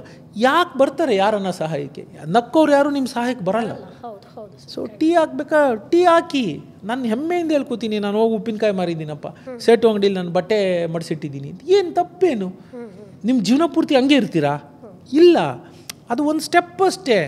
ಮೊದಲನೇ ಸ್ಟೆಪ್ಪಲ್ಲೇ ನೀವು ಕೋಟ್ಯಾಧಿಪತಿ ಆಗಿರಬೇಕು ಅಂದರೆ ಹೇಗೆ ಸಾಧ್ಯ ಇಲ್ಲ. ಅದಕ್ಕೆ ಹೇಳೋದು, ನಿಧಾನವಾಗಿ ಅದನ್ನು ನೋಡಿಕೊಂಡು, ಅರ್ಥ ಆಯ್ತಾ, ಹಂತವಾಗಿ ಬೆಳೆಯೋದ್ರಲ್ಲೇ ಮಜಾ ಇರೋದು. ಕರೆಕ್ಟು. ಬಟ್ ಈಗ ಸರ್, ನೀವು ಮಾರ್ಕೆಟು ಟ್ರೆಂಡು ಅಂತಂದ್ರಲ್ಲ, ಒಂದು ಎಕ್ಸಾಂಪಲನ್ನು ಕೊಡ್ತೀನಿ. ಈಗ ನನಗೆ ರೈಸ್ ಬಾತ್ ಚೆನ್ನಾಗಿ ಮಾಡೋಕ್ಕೆ ಗೊತ್ತು, ಇಡ್ಲಿ ಚೆನ್ನಾಗಿ ಮಾಡೋಕ್ಕೆ ಗೊತ್ತು, ನಾನೊಂದು ಶುರು ಮಾಡ್ತೀನಿ ಅಂತ ಹೇಳ್ಕೊಂಡು ನಮ್ಮ ಲೊಕೇಶನಲ್ಲಿ ನೋಡಿದ್ರು ಕೂಡ ಒಂದು 50 ಇರುತ್ತೆ. ರೋಡ್ ಸೈಡಲ್ಲಿ 50 ಇರುತ್ತೆ, ಒಂದು 25 ಹೋಟ್ಲೆ ಇಟ್ಕೊಂಡಿರ್ತಾರೆ. ಏನು ಮಾಡೋದು? ನಾನು ಹೆಂಗೆ ಏನು ಮಾಡೋದು? ಇಷ್ಟೊಂದು ಕಾಂಪಿಟೇಷನ್ ಇದೆ ಅಲ್ವಾ? ನಾನು ಅದಕ್ಕೆ ನಿಮ್ಗೆ ಹೇಳ್ತೀನಿ, ನೀವು ಅತ್ಯಂತ ದೊಡ್ಡ ಬದಲಾವಣೆ ಏನೂ ಮಾಡ್ಕೊಳ್ಳೋದು ಬೇಡ ಚೈತ್ರ ಅವರು. ನಿಜವಾಗ್ಲೂ ಹೇಳ್ತೀನಿ, ಆತ್ಮಸಾಕ್ಷಿಯಾಗಿ ಹೇಳ್ತೀನಿ, 1% ಚೇಂಜ್. ಇದನ್ನು ನನ್ನ ಜೀವನದಲ್ಲಿ ನಾನು ಅಳವಡಿಸ್ಕೊಂಡು ಆತ್ಮಸಾಕ್ಷಿಯಾಗಿ ಖುಷಿಯಿಂದ ಹೆಮ್ಮೆಯಿಂದ ಹೇಳ್ತಾ ಇದ್ದೀನಿ. You don't have to be different from others. ನೀವು ಬೇರೆಯವ್ರಿಗೆ ಹೇಳ್ತಾರೆ ನೀವು ವಿಭಿನ್ನವಾಗಿರ್ಬೇಕು. ತುಂಬ ವಿಭಿನ್ನವಾಗಿರೋ ಅವಶ್ಯಕತೆ ಇಲ್ಲ ಚೈತ್ರ ಅವರೇ. ನಿಜವಾಗ್ಲೂ ಹೇಳ್ತೀನಿ, ಪ್ರಾಮಾಣಿಕವಾಗಿ ಹೇಳ್ತೀನಿ, 1% ಚೇಂಜ್. ಏನು ಹೇಳಿ? 1% ಚೇಂಜ್ ಅಷ್ಟೇ. ನೀವು ಇವತ್ತು 1% ಚೇಂಜ್ ಮಾಡ್ತಿರಲ್ಲ, 10 ವರ್ಷ ಬಿಟ್ಟು ನೋಡಿದ್ರೆ ಇಲ್ಲೋಗಿರ್ತೀರ. ಯಾರೋ ಒಬ್ಬ 90 ಡಿಗ್ರಿಲಿ ಹೋಗ್ತಿರೋನು ಇಲ್ಲೇ ಹೋಗ್ತಿರ್ತಾನೆ. ನೀವು 1% ಇವತ್ತು ಮಾಡಿದ್ರೆ ನಿಮಗೂ ಅವ್ರಿಗೂ ಏನೂ ಡಿಫ್ರೆನ್ಸ್ ಇಲ್ಲ. ನೀವು ಇಲ್ಲೋಗಿ ತಲುಪಿರ್ತೀರಾ, ಅವನೆಲ್ಲೋ ಅಲ್ಲಲ್ಲೋ ಹೋಗಿ ತಲುಪಿರ್ತಾನೆ. ನಾನು ನಿಮ್ಗೆ ಹೇಳೋದಿಷ್ಟೇ, ತುಂಬ ಡ್ರಾಸ್ಟಿಕ್ ಚೇಂಜಸ್ ಮಾಡಿಕೊಂಡ್ರೆ ಸಮಾಜ ನಿಮ್ಮನ್ನು ಒಪ್ಪಲ್ಲ. 1% ಚೇಂಜ್ ಮಾಡ್ಕೊಳ್ಳಿ ಸಾಕು. ಏನು 1% ಚೇಂಜು? ಏನೂ ಮಾಡಬೇಡಿ. ನೀವು ಆ ಸುತ್ತಮುತ್ತ ನೋಡಿ, ಯಾರೂ ಏರಿಗೆ ಕ್ಯಾಪ್ ಹಾಕಿರಲ್ಲ. ನೀವು ನೀಟಿಗೆ ಹಾಕ್ಬಿಟ್ಟು ಏರ್ ಕ್ಯಾಪ್ ಹಾಕಿ, ಅನ್ನದೊಳಗಡೆ ಕೂದಲು ಬೀಳ್ದಂಗೆ, ಅರ್ಥ ಆಯ್ತಾ? ಏರ್ ಕ್ಯಾಪ್ ಹಾಕಿ, ಕೈಗೊಂದು ಗ್ಲೌಸ್ ಹಾಕಿ. ಸ್ಟ್ರೀಟ್ ಫುಡ್ಡಲ್ಲಿ ಅಥವಾ ಸಣ್ಣ ಹೋಟ್ಲುಗಳಲ್ಲಿ ಹೈಜೀನ್ ಮೇಂಟೈನ್ ಮಾಡಲ್ಲ. ನಾನು ನಿಮ್ಗೇನು ಎಕ್ಸ್ಟ್ರಾಡಿನರಿ ಕೇಳಲ್ಲ.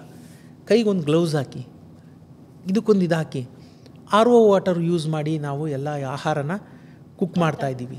ಸಣ್ಣ ಉದಾಹರಣೆ ಹೇಳಿದೆ. ನೀವು ಆಹಾರದ ಬಗ್ಗೆ ಹೇಳಿದ್ರಿ, ಅದಕ್ಕೆ ಅದನ್ನ ಹೇಳಿದೆ. ಟೆಕ್ನಾಲಜಿ ಬಗ್ಗೆನೂ ಅಷ್ಟೇ. ಯಾವುದೇ ಆಗಲಿ, ನೀವು ದೇವರಾನೇ ಹೇಳ್ತೀನಿ, ಅತ್ಯಂತ ಡ್ರಾಸ್ಟಿಕ್ ಚೇಂಜಸ್ ಮಾಡಬೇಡಿ, ನಿಮ್ಮನ್ನು ಸಮಾಜ ಒಪ್ಪಲ್ಲ. 1% ಚೇಂಜು. ನೀವು ಚಿತ್ರಾನ್ನಕ್ಕೇನೋ ನೀವು ಏನು ಹೇಳ್ತಾರೆ, ಕ್ಯಾಶ್ಯೂ ನಟ್ಸು ಅದು ಇದು ಎಲ್ಲ ಗೋಡಂಬಿ ಅದು ಇದೆಲ್ಲ ಹಾಕ್ಬಿಟ್ಟು 50 ರೂಪಾಯಿ ಪ್ಲೇಟ್ ಇಟ್ಟರೆ ಓಡಲ್ಲ. ನೀವು ಸೂಪರು, ನೀವು ಎಲ್ರಿಗಿನ್ನ ವಿಭಿನ್ನ. ಅಲ್ಲಿ 30 ರೂಪಾಯಿ ಅಷ್ಟೇ ಪ್ಲೇಟು, ನೀವು 30 ರೂಪಾಯಿಗೆ ಕೊಡಬೇಕು. 30 ರೂಪಾಯಿಗೆ ಕೊಟ್ಟು ಅವ್ರಿಗಿನ್ನ ವಿಭಿನ್ನವಾಗಿರಬೇಕು. ಕೈಗೊಂದು ಗ್ಲೌಸ್ ಹಾಕಿ. 1% ಚೇಂಜ್. ನಾನು ಶುದ್ಧವಾದ ನೀರು, RO ನೀರನ್ನು ಬಳಸಿ ಅಡುಗೆ ಮಾಡಿದ್ದೀನಿ ಅಂತ ಹಾಕಿ. ಅವನು ಕುಡಿಯೋಕ್ಕೆ ನೀರು ಒಳ್ಳೆಯದು, ಗಬ್ಬಾಗ್ಬಿಟ್ಟಿರುತ್ತೆ, ಒಳ್ಳೆಯದೊಂದು ಇದರಲ್ಲಿ ಇಡಿ, ಒಳ್ಳೆ ಲೋಟ ಇಡಿ, ಹೈಜೀನ್ ಮೇಂಟೈನ್ ಮಾಡಿ. ಆಮೇಲೆ ತಿಂದಿದ್ದು ಅವ್ರದ್ದು ಡಿಸ್ಪೋಸಬಲ್ ಪ್ಲೇಟ್ಸ್ ಏನಾನ ಇದ್ದರೆ ಅದೆಲ್ಲರಿಗೂ ದಯವಿಟ್ಟು ಇಲ್ಲೇ ಹಾಕಿ, ಪರಿಸರ ಸಂರಕ್ಷಣೆ ನಮ್ಮೆಲ್ಲರ ಹೊಣೆ ಅಂತ ಬರೀರಿ. ಎಂಥ ಇದಾಗೋಯ್ತು ನೋಡಿ. ನಾವು ವಿ ಡೋಂಟ್ ಯೂಸ್ ಪ್ಲಾಸ್ಟಿಕ್ ಅಂತ ಹಾಕಿ. ಹೇಳಬೇಡಿ ಪ್ಲಾಸ್ಟಿಕ್ ಏನೂ. ಅದು ಯಾಕೆ ನೀವು ಗೆಲ್ಲಲ್ಲ? ಯಾರೋ ಒಬ್ಬ ಬರ್ತಾನೆ ಬ್ಲಾಗರ್ರು, ನೋಡ್ತಾನೆ ಇಲ್ಲಿ ಏನು ಗೊತ್ತೇನ್ರಿ ನೋಡಿ ಇವ್ರು ಹಿಂಗೆ ಮಾಡ್ತಾರೆ ಅಂತ, ಅವನೇನೋ ವೀಡಿಯೋ ಮಾಡ್ತಾನೆ, ಅವನಿಗೂ ಟ್ರ್ಯಾಕ್ಷನ್ ವ್ಯೂ ಸಿಕ್ತು, ನೀವು ಪ್ರಸಿದ್ಧರಾದ್ರಿ, ನಿಮ್ಮನ್ನು ಹುಡುಕೊಂಡು ಬರ್ತಾರೆ. ಆಯಿತಾ? ನಮ್ಮ ಮೈಸೂರಲ್ಲಿ ಅಣ್ಣ ತಮ್ಮಂದ್ರು ಇಬ್ಬರು ಇದ್ದಾರೆ, ಇಬ್ಬರು ಡಫ್ ಆ್ಯಂಡ್ ಡಮ್, ಇಬ್ರಿಗೂ ಮಾತಾಡೋಕ್ಕೂ ಬರೋದಿಲ್ಲ, ಕಿವಿನೂ ಕೇಳಿಸೋದಿಲ್ಲ ಪಾಪ. ನಾನು ಹೀಗೆ ಹೋದೆ ಅವ್ರ ಹತ್ರ. ಒಂದು ಸರಿ ಓದೋಗೆ ನನಗೆ ಆಸೆ, ಸ್ಟ್ರೀಟಲ್ಲಿ ನಾನು ಪೀಣ್ಯದಲ್ಲಿ ಬಂದಿದ್ದಲ್ಲ, ಹಾಗಾಗಿ ಸಮ್ಟೈಮ್ಸ್ ಅಲ್ಲಿ ಪಲಾವು ಅದು ತಿನ್ನೋಕ್ಕೆ ನಂಗೆ ತುಂಬ ಆಸೆ. I visit road side stalls. ನಾನು ಮಾತಾಡಿದೆ, ಅವ್ರಿಗೆ ಮಾತಾಡೋಕ್ಕೆ ಬರಲಿಲ್ಲ. ನಂಗೆ ಗೊತ್ತಾಯ್ತು ಇವ್ರು ಹಿಂಗೆ ಅಂತ. ಹೆಸರೇನು ಅಂದರೆ ಹೀಗೆ ರವಿ ಅಂತ ಎಲ್ಲ ಬರೆದು ತೋರಿಸಿದ್ರು. ನಾನು ಅವ್ರ ಜೊತೆ ಒಂದು ಫೋಟೋ ತೊಗೊಂಡು ಬಂದು ನನ್ನ ಫೇಸ್ಬುಕ್ಕಲ್ಲಿ ಹಾಕ್ಕೊಂಡೆ. ಫಸ್ಟ್ ಟೈಮ್ ಹಾಕಿದಾಗ 1000-2000 ಲೈಕ್ಗಳು, ಒಂದು 600-700 ಶೇರು ಎಲ್ಲ ಆಯಿತು. ಅವರು 4-5 ಜನನ ಇವಾಗ ಅಸಿಸ್ಟೆಂಟಾಗಿ ಇಟ್ಕೊಂಡಿದ್ದಾರೆ. ನಾನು ಮಾಡಿದೆ ಅಂತ ಹೇಳ್ತಿಲ್ಲ, ನಾನು ಹೇಳಿದೆ ನೋಡಿ, ಭಿಕ್ಷೆ ಬೇಡೋ ಬದಲು ಈ ಹುಡುಗರಲ್ಲಿ ಎಂಥ ಸ್ವಾಭಿಮಾನ ಇದೆ, ಇಂಥ ಹುಡುಗರಿಗೊಂದು ಸಲ್ಯೂಟ್ ಅಂತ ಬರೆದಾಕಿದೆ. ಇನ್ನೇನು ಜಾಸ್ತಿ ಬರೆದಾಕಿಲ್ಲ, ಬರೆದಾಕಿದೆ ನಾನು ಅವ್ರ ಬಗ್ಗೆ. ಅವ್ರ ಹತ್ರ ಇನ್ನೂ 4 ಜನ ಡಫ್ ಆ್ಯಂಡ್ ಡಮ್ನೇ ಇಟ್ಕೊಂಡಿದ್ದಾರೆ. ಅವ್ರ ಸ್ಕೂಲಲ್ಲಿರೋರೆ, ಅದೇ ಇದರಲ್ಲಿರೋರೆ 4 ಜನನ ಇಟ್ಕೊಂಡು ಇವತ್ತು ವ್ಯಾಪಾರ ಮಾಡ್ತಿದ್ದಾರೆ, ಅದೇ ಜಾಗದಲ್ಲೇ ಇದ್ದಾರೆ. They are very happy. ನಾನು ಹೇಳೋದು ಏನು ಹೇಳಿ, ಅವರಲ್ಲಿ ಆ ನ್ಯೂನ್ಯತೆ ಇದ್ದು ಕೂಡ ಅವರಲ್ಲಿ ಬಂದು ನಿಂತು ಮಾಡಿದ್ರು. ಅದೇ ನೀವು ಎಲ್ಲರೂ ಅದೇ ಚಿತ್ರಾನ್ನ ಮಾಡ್ತಿದ್ದಾರೆ, ನೀವು ಮಾತು ಬರದೆ ಕಿವಿ ಕೇಳದೆ ನೀವು ಮಾಡ್ತಿದ್ದೀರಿ, ಅಲ್ಲಿ ವಿಭಿನ್ನ ಆಗಿದೆ. ನಾನು ಎಲ್ಲರೂ ನೀವು ಮಾತು ಬರದೇ ಇರೋರೇ ಬನ್ನಿ ಅಂತ ಹೇಳ್ತಿಲ್ಲ, ನಾನು ಹೇಳೋದಲ್ಲ. 1% ಚೇಂಜ್ ಮಾಡಿ. ನೀವೇನು ಎಕ್ಸ್ಟ್ರಾಡಿನರಿ, ನಾನು ಪದೇ ಎಲ್ಲ ಕಡೆ ಒತ್ತಿ ಒಂದು ಮಾತು ಹೇಳ್ತೀನಿ, ನೀವು ಅತ್ಯಂತ ಬುದ್ಧಿವಂತರಾಗಿರೋ ಅವಶ್ಯಕತೆ ಖಂಡಿತ ಇಲ್ಲ, ನೀವು ಅತ್ಯಂತ ಸಾಹುಕಾರರಾಗಿರೋ ಅವಶ್ಯಕತೆ ಖಂಡಿತ ಇಲ್ಲ. ನಿಮಗೆ ನೀವು ಯಾರು ಅಂತ ಗೊತ್ತಿದ್ದು, ನೀವು ಮಾಡೋ ಕೆಲಸದಲ್ಲಿ ಶ್ರದ್ಧೆ ಇದ್ದು, ನಾನು ಹೇಳೋದಲ್ಲ, ತಾಳ್ಮೆಯಿಂದ ಒಂದಷ್ಟು ಕಲಿತು ಅನುಭವ ಪಡ್ಕೊಂಡು 1% ಚೇಂಜಸ್ ಮಾಡಿಕೊಂಡ್ರೆ ನಿಮ್ಮ ಉದ್ದಿಮೆ ಗೆಲ್ಲುತ್ತೆ. ಯು ನೀಡ್ ಟು ಬಿ, ನೀವೇನು ಬುದ್ಧಿವಂತರಾಗೋದು, ನೀವು ಆವ್ರೇಜ್ ಆಗಿದ್ದರೆ ಸಾಕು, ನೀವೇನಿಲ್ಲ. ಒಂದು ಸಣ್ಣ ಮಂತ್ರ ಹೇಳ್ಬಿಡ್ತೀನಿ, 100 ಜನ ಇದ್ದಾರೆ ಸಮಾಜದಲ್ಲಿ ಅಂದರೆ, ನೀವೇನು ನಂಬರ್ 1 ಆಗಬೇಕು ಅಂತಿಲ್ಲ, ನಂಬರ್ 2 ಆಗಬೇಕು ಅಂತಲೂ ಇಲ್ಲ, 3 ಇಲ್ಲ, 4 ಇಲ್ಲ, 5 ಇಲ್ಲ. ಪ್ರಥಮ 15% ಆಫ್ ದ ಪಾಪ್ಯುಲೇಷನಲ್ಲಿ ನೀವು ಬಂದರೆ ನಿಮ್ಮ ಜೀವನ ಅದ್ಭುತವಾಗಿರುತ್ತೆ. ಫಸ್ಟ್ 15% ಆಫ್ ದ ಪಾಪ್ಯುಲೇಷನಲ್ಲಿ. ಇನ್ನು 85% of the population always struggling. Take it from me. 69 ದೇಶ ಆಯಿತು ನಾನು ಸುತ್ತಾಡ್ಕೊಂಬಂದಿದ್ದು. ಎಲ್ಲಿಂದೆಲ್ಲೋದ್ರೂ 85% ಜನ ಸ್ಟ್ರಗಲಿಂಗೆ. ತಿಂಗಳು ಕೊನೆಗೆ ಹೊಡೆದಾಡ್ತಿರ್ತಾರೆ, ಬರೋ ದುಡ್ಡು ಸಾಲಲ್ಲ, ಟೈಮ್ ಇಲ್ಲ, ದುಡ್ಡಿಲ್ಲ, ಟೈಮ್ ಇಲ್ಲ, ದುಡ್ಡಿಲ್ಲ, ಇದೇ ರಾಗ. ಬೇರೆ ಭಾಷೆಯಲ್ಲಿ ಹೇಳ್ತಾರೆ, ನಾವು ಕನ್ನಡಿಗರು ಈ ಭಾಷೆಯಲ್ಲಿ ಹೇಳಿದ್ವಿ, ಅವ್ರು ಇನ್ಯಾವುದೋ ಭಾಷೆಯಲ್ಲಿ ಹೇಳ್ತಿರ್ತಾರೆ. ಸ್ಪ್ಯಾನಿಷಲ್ಲಿ ನೋ ತೆಂಗೋ ದಿನೇರೋ, ನೋ ತೆಂಗೋ ತಿಯಂಪೋ ಅಂತಾರೆ. ಅರ್ಥ ಆಯ್ತಾ? ಅವ್ರ ಭಾಷೆಯಲ್ಲಿ ಅವ್ರು ಹೇಳ್ತಾರೆ, ನಮ್ಮ ಭಾಷೆಯಲ್ಲಿ ನಾವು ಹೇಳ್ತೀವಿ. ಬಟ್ ರಾಗ ಅದೇ, ಎಲ್ಲರೂ ಹೇಳೋದು ಅದೇ. ನಾನು ಅದಕ್ಕೆ ಹೇಳೋದು, ನೀವು ಎಕ್ಸ್ಟ್ರಾಡಿನರಿ ಬುದ್ಧಿವಂತರಾಗಿರೋ ಅವಶ್ಯಕತೆ ಇಲ್ಲ. 1% ಚೇಂಜ್ ಮಾಡ್ಕೊಳ್ಳಿ. ಫಸ್ಟ್ 15% ಆಫ್ ದ ಪಾಪ್ಯುಲೇಷನಲ್ಲಿ ನೀವಿರೋದಕ್ಕೆ ನೀವು ಪ್ರಯತ್ನ ಪಡಿ ಸಾಕು. ಅದು ಈಸಿಗೆ ಆಗ್ಬೋದು, ಒಂದಷ್ಟು ಪರಿಶ್ರಮದಿಂದ ಆಗ್ಬೋದು. ನಿಮಗೆ ಕೋಟಿ ರೂಪಾಯಿ, ಲಕ್ಷ ರೂಪಾಯಿ ಬೇಡ ಬಿಸ್ನೆಸ್ ಮಾಡೋಕ್ಕೆ. ಓಕೆ, ಬಟ್ ಈಗ ನೀವು 69 ಕಂಟ್ರಿ ನೀವು ಹೋಗಿದ್ದೀರಾ ಅಂತ ಅಂದ್ರಲ್ವ ಸರ್? ಸೊ ನಿಮ್ಮ ಒಂದು ಎಕ್ಸ್ಪೀರಿಯನ್ಸ್ ಪ್ರಕಾರ ಈಗ ಬಿಸ್ನೆಸ್ ಆಗಿರ್ಬೋದು ಅಥವಾ ಟೆಕ್ನಾಲಜಿ ಅಂತ ಬಂದಾಗ ಯಾವ ದೇಶದ ಎಕ್ಸಾಂಪಲ್ ಕೊಡೋಕ್ಕೆ ಇಷ್ಟಪಡ್ತೀರಾ ಸರ್? ನಾವು ಎಲ್ಲಿಂದ ನೋಡಿ ಕಲಿಬೋದು ಅಥವಾ ಏನು? ಇವತ್ತಿನ ದಿನದಲ್ಲಿ ಹಿಂದೆ ಎಲ್ಲರೂ ನಮಗೆ ಜಪಾನ್ ಜಪಾನ್ ಜಪಾನ್ ಅಂತ ಹೇಳಿದ್ದಾರೆ, ಹಾಗಾಗಿ ಎಲ್ಲರೂ ಜಪಾನ್ ಜಪಾನ್ ಅಂತಾರೆ. ಇವತ್ತಿನ ದಿನದಲ್ಲಿ ನಾವು ಅಂದರೆ ಚೈನಾನ ನೀವು ಖಂಡಿತ ನೋಡ್ಬೋದು. ಅಲ್ಲಿ ಒಣ ಮಾತುಗಳಿಗೆ, ಒಣ ತತ್ವ ಸಿದ್ಧಾಂತಗಳಿಗೆ ಯಾವುದೂ ಬೆಲೆ ಇಲ್ಲ. ಮೈ ಬಗ್ಸಿ ಕೆಲಸ ಮಾಡು ಅಷ್ಟೇ. ಕಾಯಕವೇ ಕೈಲಾಸ ಅನ್ನೋ ಬಸವಣ್ಣ ಅವರ ಮಾತನ್ನ ನಿಜಕ್ಕೂ ಕಾರ್ಯರೂಪಕ್ಕೆ ತಂದಿರೋರು ಅವರು ಇವತ್ತಿನ ದಿನದಲ್ಲಿ. ಹಿಂದೆ ಜಪಾನ್ ಇತ್ತು, ಇವತ್ತಿಗೂ ಜಪಾನ್ ನಾನೇನು ಇಲ್ಲ ಅಂತ ಹೇಳ್ತಿಲ್ಲ, ಬಟ್ ಇವತ್ತಿನ ದಿನದಲ್ಲಿ ಎಲ್ಲರನ್ನು ಮೀರಿಸಿ ಆ ಮಟ್ಟಕ್ಕೆ ಬರೆದಿರೋ ಚೈನಾನ ನೋಡಿ ನಾವು ಕಲಿಬೇಕಾದ್ದು ಬಹಳ ಇದೆ. ಅಲ್ಲಿ ಚೈನಾದಲ್ಲಿ ಹೆಂಗೆ ಅಂದರೆ, ಏನೂ ಇಲ್ಲ, ನಾನು ಹೋಮ್ ಮೇಕರು, ಹೌಸ್ ವೈಫ್ ಅನ್ನೋರು ಕೂಡ ಏನೋ ಬಟ್ಟೆ ಹೊಲಿತಾ ಇರ್ತಾರೆ. ಗಾರ್ಮೆಂಟ್ಸ್ದು ತೊಗೊಂಡು ಸಬ್ ಕಾಂಟ್ರಾಕ್ಟ್ ತೊಗೊಂಡು ದಿನಕ್ಕೊಂದು 4-5 ಶರ್ಟ್ ಹೊಲ್ದು ಕಲಿಸ್ತಾ ಇರ್ತಾರೆ. ಏನೂ ಇಲ್ಲ, ನಾನು ಹೋಮ್ ಮೇಕರ್ ಅಂತ ಹೇಳ್ತಾರೆ. ಆದ್ರೆ ಮನೇಲಿ ಏನೋ ಒಂದು 10 ರೂಪಾಯಿ. Something is better than nothing. ಏನೂ ಇಲ್ಲ ಅನ್ನೋದಕ್ಕಿಂತ ಏನೋ ಇದೆ ಅನ್ನೋದು. ಇವತ್ತು ನಾನು ಏನೋ 10 ರೂಪಾಯಿ ದುಡ್ದಿಲ್ಲ ಅನ್ನೋ ಬದಲು 10 ರೂಪಾಯಿ ದುಡ್ದೇ ಅನ್ನೋದು ದೊಡ್ಡದಲ್ವಾ? ಆ ಕಾನ್ಸೆಪ್ಟ್ ನಾವು ಅರ್ಥ ಮಾಡ್ಕೋಬೇಕು. ಬಟ್ ಈಗ ಇಲ್ಲಿನ ಸ್ಥಿತಿಗೆ ನೋಡೋದಾದ್ರೆ ಸರ್, ಬಿಸ್ನೆಸ್ ಅನ್ನೋದು ಅನಿವಾರ್ಯನಾ ಅಥವಾ ಆಯ್ಕೆನಾ? ಅನಿವಾರ್ಯ, ಆಯ್ಕೆ ಅಲ್ಲ. ಆಯ್ಕೆಯಾಗಿ ಉಳಿದೇ ಇಲ್ಲ ಇವತ್ತಿನ ಕಾಲಘಟ್ಟದಲ್ಲಿ. ಯಾಕಂದರೆ ಯಾವ ಕ್ಷಣದಲ್ಲಿ ಯಾವಾಗ ಯಾರನ್ನ ಕೆಲಸದಿಂದ ಹೊರಗಡೆ ಹಾಕ್ತಾರೆ ಅಂತ ಯಾರಿಗೂ ಗೊತ್ತಿಲ್ಲ. ಎಐಗಳು ಬರ್ತಾ ಇದೆ, ಇನ್ನು ಎಲ್ಲಿ ನೋಡಿದ್ದೀರಾ? ಈಗಾಗಲೇ ಇನ್ನಿದೆ 2030 ನಿಮಗೆ ಅದರದ್ದು ನಿಜವಾದ ರೂಪ ಗೊತ್ತಾಗುತ್ತೆ. ಇವತ್ತು ಎಷ್ಟಿದೆ ಅದರಲ್ಲಿ ಒಂದು 20-30% ಜನ ಕೆಲಸ ಕಳ್ಕೊತಾರೆ ಹೌದೌದು. ಇಲ್ಲ ಅದನ್ನೇ ಹೇಳಿತು. ಅದಕ್ಕೆ ನಾನು ಯಾವಾಗಲೂ ಸಾಲ ಮಾಡಬೇಡಿ, ಅದೇ ಇನ್ನೊಂದು ದೊಡ್ಡ ವಿಚಾರ. ಮಾಡಬೇಡಿ ಅಂತ ಯಾಕೆ ಹೇಳ್ತೀನಿ ಅಂದರೆ, ನೀವೊಂದು ಭ್ರಮೇಲಿ ಸಾಲ ಮಾಡ್ತೀರಾ, 15 ವರ್ಷ ಟೆನ್ಯೂರ್ ಇರುತ್ತೆ ಸಾಲ ಕಟ್ಟಕ್ಕೆ, 15 ವರ್ಷ ನಿಮಗೆ ಕೆಲಸ ಇರುತ್ತೆ ಅಂತ ಗ್ಯಾರಂಟಿ ಇಲ್ವಲ್ಲಪ್ಪ, ನೀವಿರ್ತೀರ ಅನ್ನೋ ಗ್ಯಾರಂಟಿ ಇಲ್ಲ ಇವತ್ತು ಆ ಥರ ದಿನಗಳು. ಹಾಗಾಗಿ ಅದನ್ನು ಅರ್ಥ ಮಾಡ್ಕೋಬೇಕು. ಸೊ ಕೊನೆಯದಾಗಿ ಸರ್, ಒಂದಷ್ಟು ಜನ ಈಗ ಆಲ್ರೆಡಿ ನಿಮ್ಮ ಒಂದು ವಿಡಿಯೋಸ್ನ ನೋಡಿ ಸೊ ನಾನು ಕೂಡ ಬಿಸ್ನೆಸ್ ಶುರು ಮಾಡಬೇಕು, ಒಂದು ಗೈಡೆನ್ಸ್ ಸಿಕ್ತು ಅಂತ ಅವ್ರಿಗೆ ಕ್ಲಾರಿಟಿ ಸಿಕ್ಕಿರುತ್ತೆ. ಸೊ ಸಣ್ಣ ಉದ್ಯಮವನ್ನು ಕಟ್ಟಬೇಕು ಅನ್ನುವಂಥ ಕನಸನ್ನು ಕಂಡವ್ರಿಗೆ ಕೊನೆಯದಾಗಿ ಏನು ಹೇಳ್ತೀರಾ ಸರ್? ಮಾಡಿ, ಶುರು ಮಾಡಿ. ಯಾಕಂತಂದರೆ ಸಮುದ್ರದ ನೀರು ಬಿಸಿಯಾಗಲಿ ಅಂತ ಕೂತ್ರೆ ನೀವು ನೀರಿಗೆ ಇಳಿಯೋದೇ ಇಲ್ಲ. ಯಾಕಂದರೆ ಸಮುದ್ರದ ನೀರು ಯಾವತ್ತೂ ಬಿಸಿ ಆಗಲ್ಲ, ತಣ್ಣಗೆ ಇರುತ್ತೆ. ಸೊ ಸಮುದ್ರದಲ್ಲಿ ಈಜಾಡೋ ಆಸೆ ಇರೋರು ನೀರಿಗೆ ಬೀಳಲೇಬೇಕು. ಹ್ಯಾವಿಂಗ್ ಸೆಡ್ ದಟ್, ಒಂದಷ್ಟು ಅನುಭವ ಪಡ್ಕೊಂಡು, ಯಾಕಂದರೆ ಎಲ್ಲದನ್ನು ನೀವೇ ಸೋತೆ ನಿಮ್ಮ ಅನುಭವದಿಂದನೇ ಕಲಿಬೇಕು ಅಂತಿಲ್ಲ. ಬೇರೆಯವರ ಅನುಭವಗಳನ್ನು ನೋಡಿನೂ, ಅಂದರೆ ಯಾರೋ ಉದ್ದಿಮೆ ಮಾಡ್ತಿರ್ತಾರೆ, ಅವ್ರಿಗೆ ಬೆನ್ನೆಲುಬಾಗಿ ನಿಲ್ಲಿ, ನಿಯತ್ತಾಗಿ ನಿಷ್ಠೆಯಿಂದ ಅವ್ರ ಜೊತೆ ಕೆಲಸ ಮಾಡಿ, ಭುಜ ಕೊಡಿ. ನಿಮ್ಗೆ ಹಣ ಬರದೇ ಹೋಗ್ಬೋದು, ಅವ್ನು ಗೆಲ್ಬೋದು.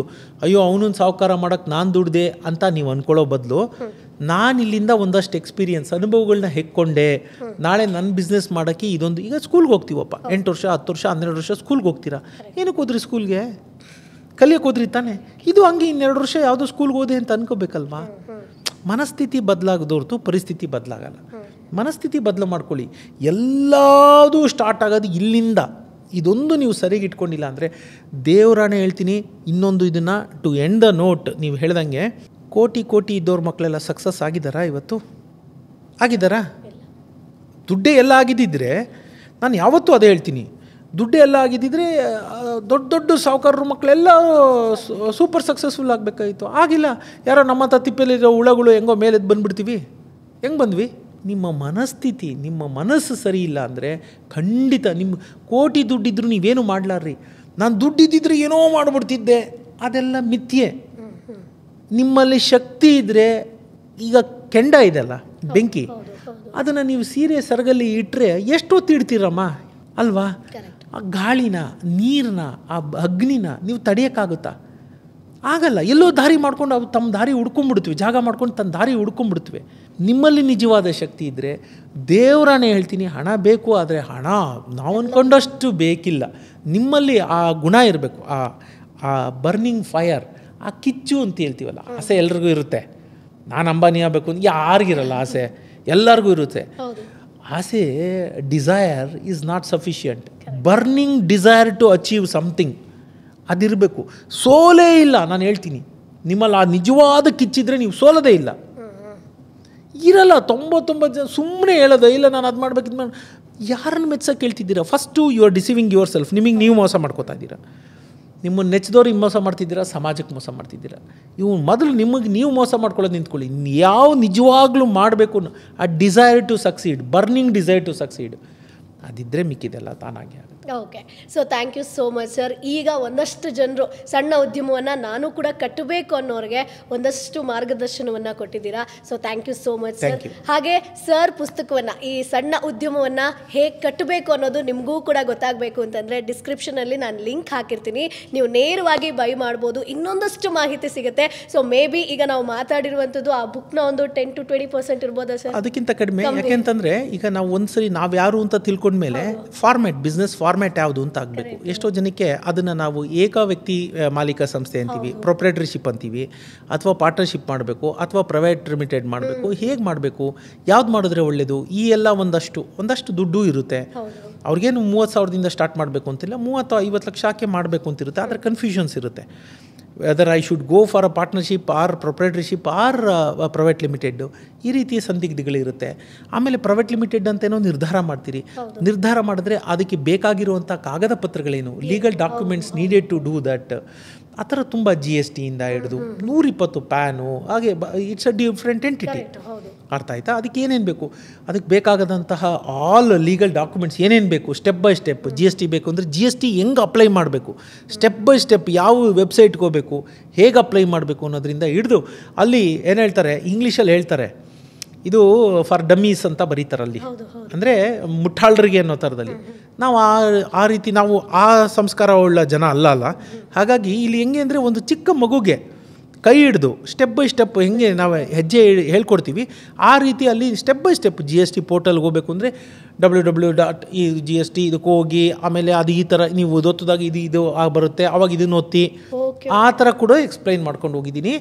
ನೀವು ಬೇರೆ ಯಾರ ಸಹಾಯ ಇಲ್ಲದೆ ಪಾನ್ ಕಾರ್ಡ್ ಇರ್ಬೋದು, GST ಇರ್ಬೋದು, ಅದಕ್ಕೆ ಬೇಕಾದಂಥ ಮೆಮೊರಾಂಡಮ್ ಆಫ್ ಅಸೋಸಿಯೇಷನು, ಆರ್ಟಿಕಲ್ಸ್ ಆಫ್ ಅಸೋಸಿಯೇಷನು, ಯಾವ್ಯಾವುದು ಪತ್ರಗಳು, ಇನ್ನಷ್ಟು ಅನುಮತಿ ಪತ್ರಗಳಿರ್ತವೆ, ಯಾವುದೆಲ್ಲ ಬೇಕು, ಟ್ರೇಡ್ ಲೈಸೆನ್ಸ್ ತಗೊಳ್ಳೋದು ಹೇಗೆ, ಈಗ 10 ಒಂದಲ್ಲ ಎಷ್ಟೋ ಜನ ಇಂಪೋರ್ಟ್ ಎಕ್ಸ್ಪೋರ್ಟ್ ಬಿಸ್ನೆಸ್ ಮಾಡಬೇಕು ಅಂತಂದರೆ ಅದಕ್ಕೆ ಇಂಪೋರ್ಟ್ ಎಕ್ಸ್ಪೋರ್ಟ್ ಲೈಸೆನ್ಸ್ ತಗೊಳ್ಳೋದು ಹೆಂಗೆ, ಈ ಥರ ಒಂದಲ್ಲ ಎರಡಲ್ಲ ಆಲ್ಮೋಸ್ಟ್ ಒಂದು 40-50 ರೀತಿಯ ಲೀಗಲ್ ಡಾಕ್ಯುಮೆಂಟ್ಸು ಬೇಕಾಗ್ತದೆ. ಎನ್ವಿರಾನ್ಮೆಂಟಿಗೆ ಸಂಬಂಧಪಟ್ಟಿದ್ದು ಬೇಕಾಗುತ್ತೆ, ಏರಿಗೆ ಸಂಬಂಧಪಟ್ಟಿದ್ದು ಬೇಕಾಗುತ್ತೆ. ಹೋಟ್ಲು ಮಾಡ್ತೀನಿ ಅಂತಂದರೆ ಶಾಪ್ ಆ್ಯಂಡ್ ಎಸ್ಟಾಬ್ಲಿಷ್ಮೆಂಟ್ ಬೇಕು, FSSI ಲೈಸೆನ್ಸ್ ಬೇಕು.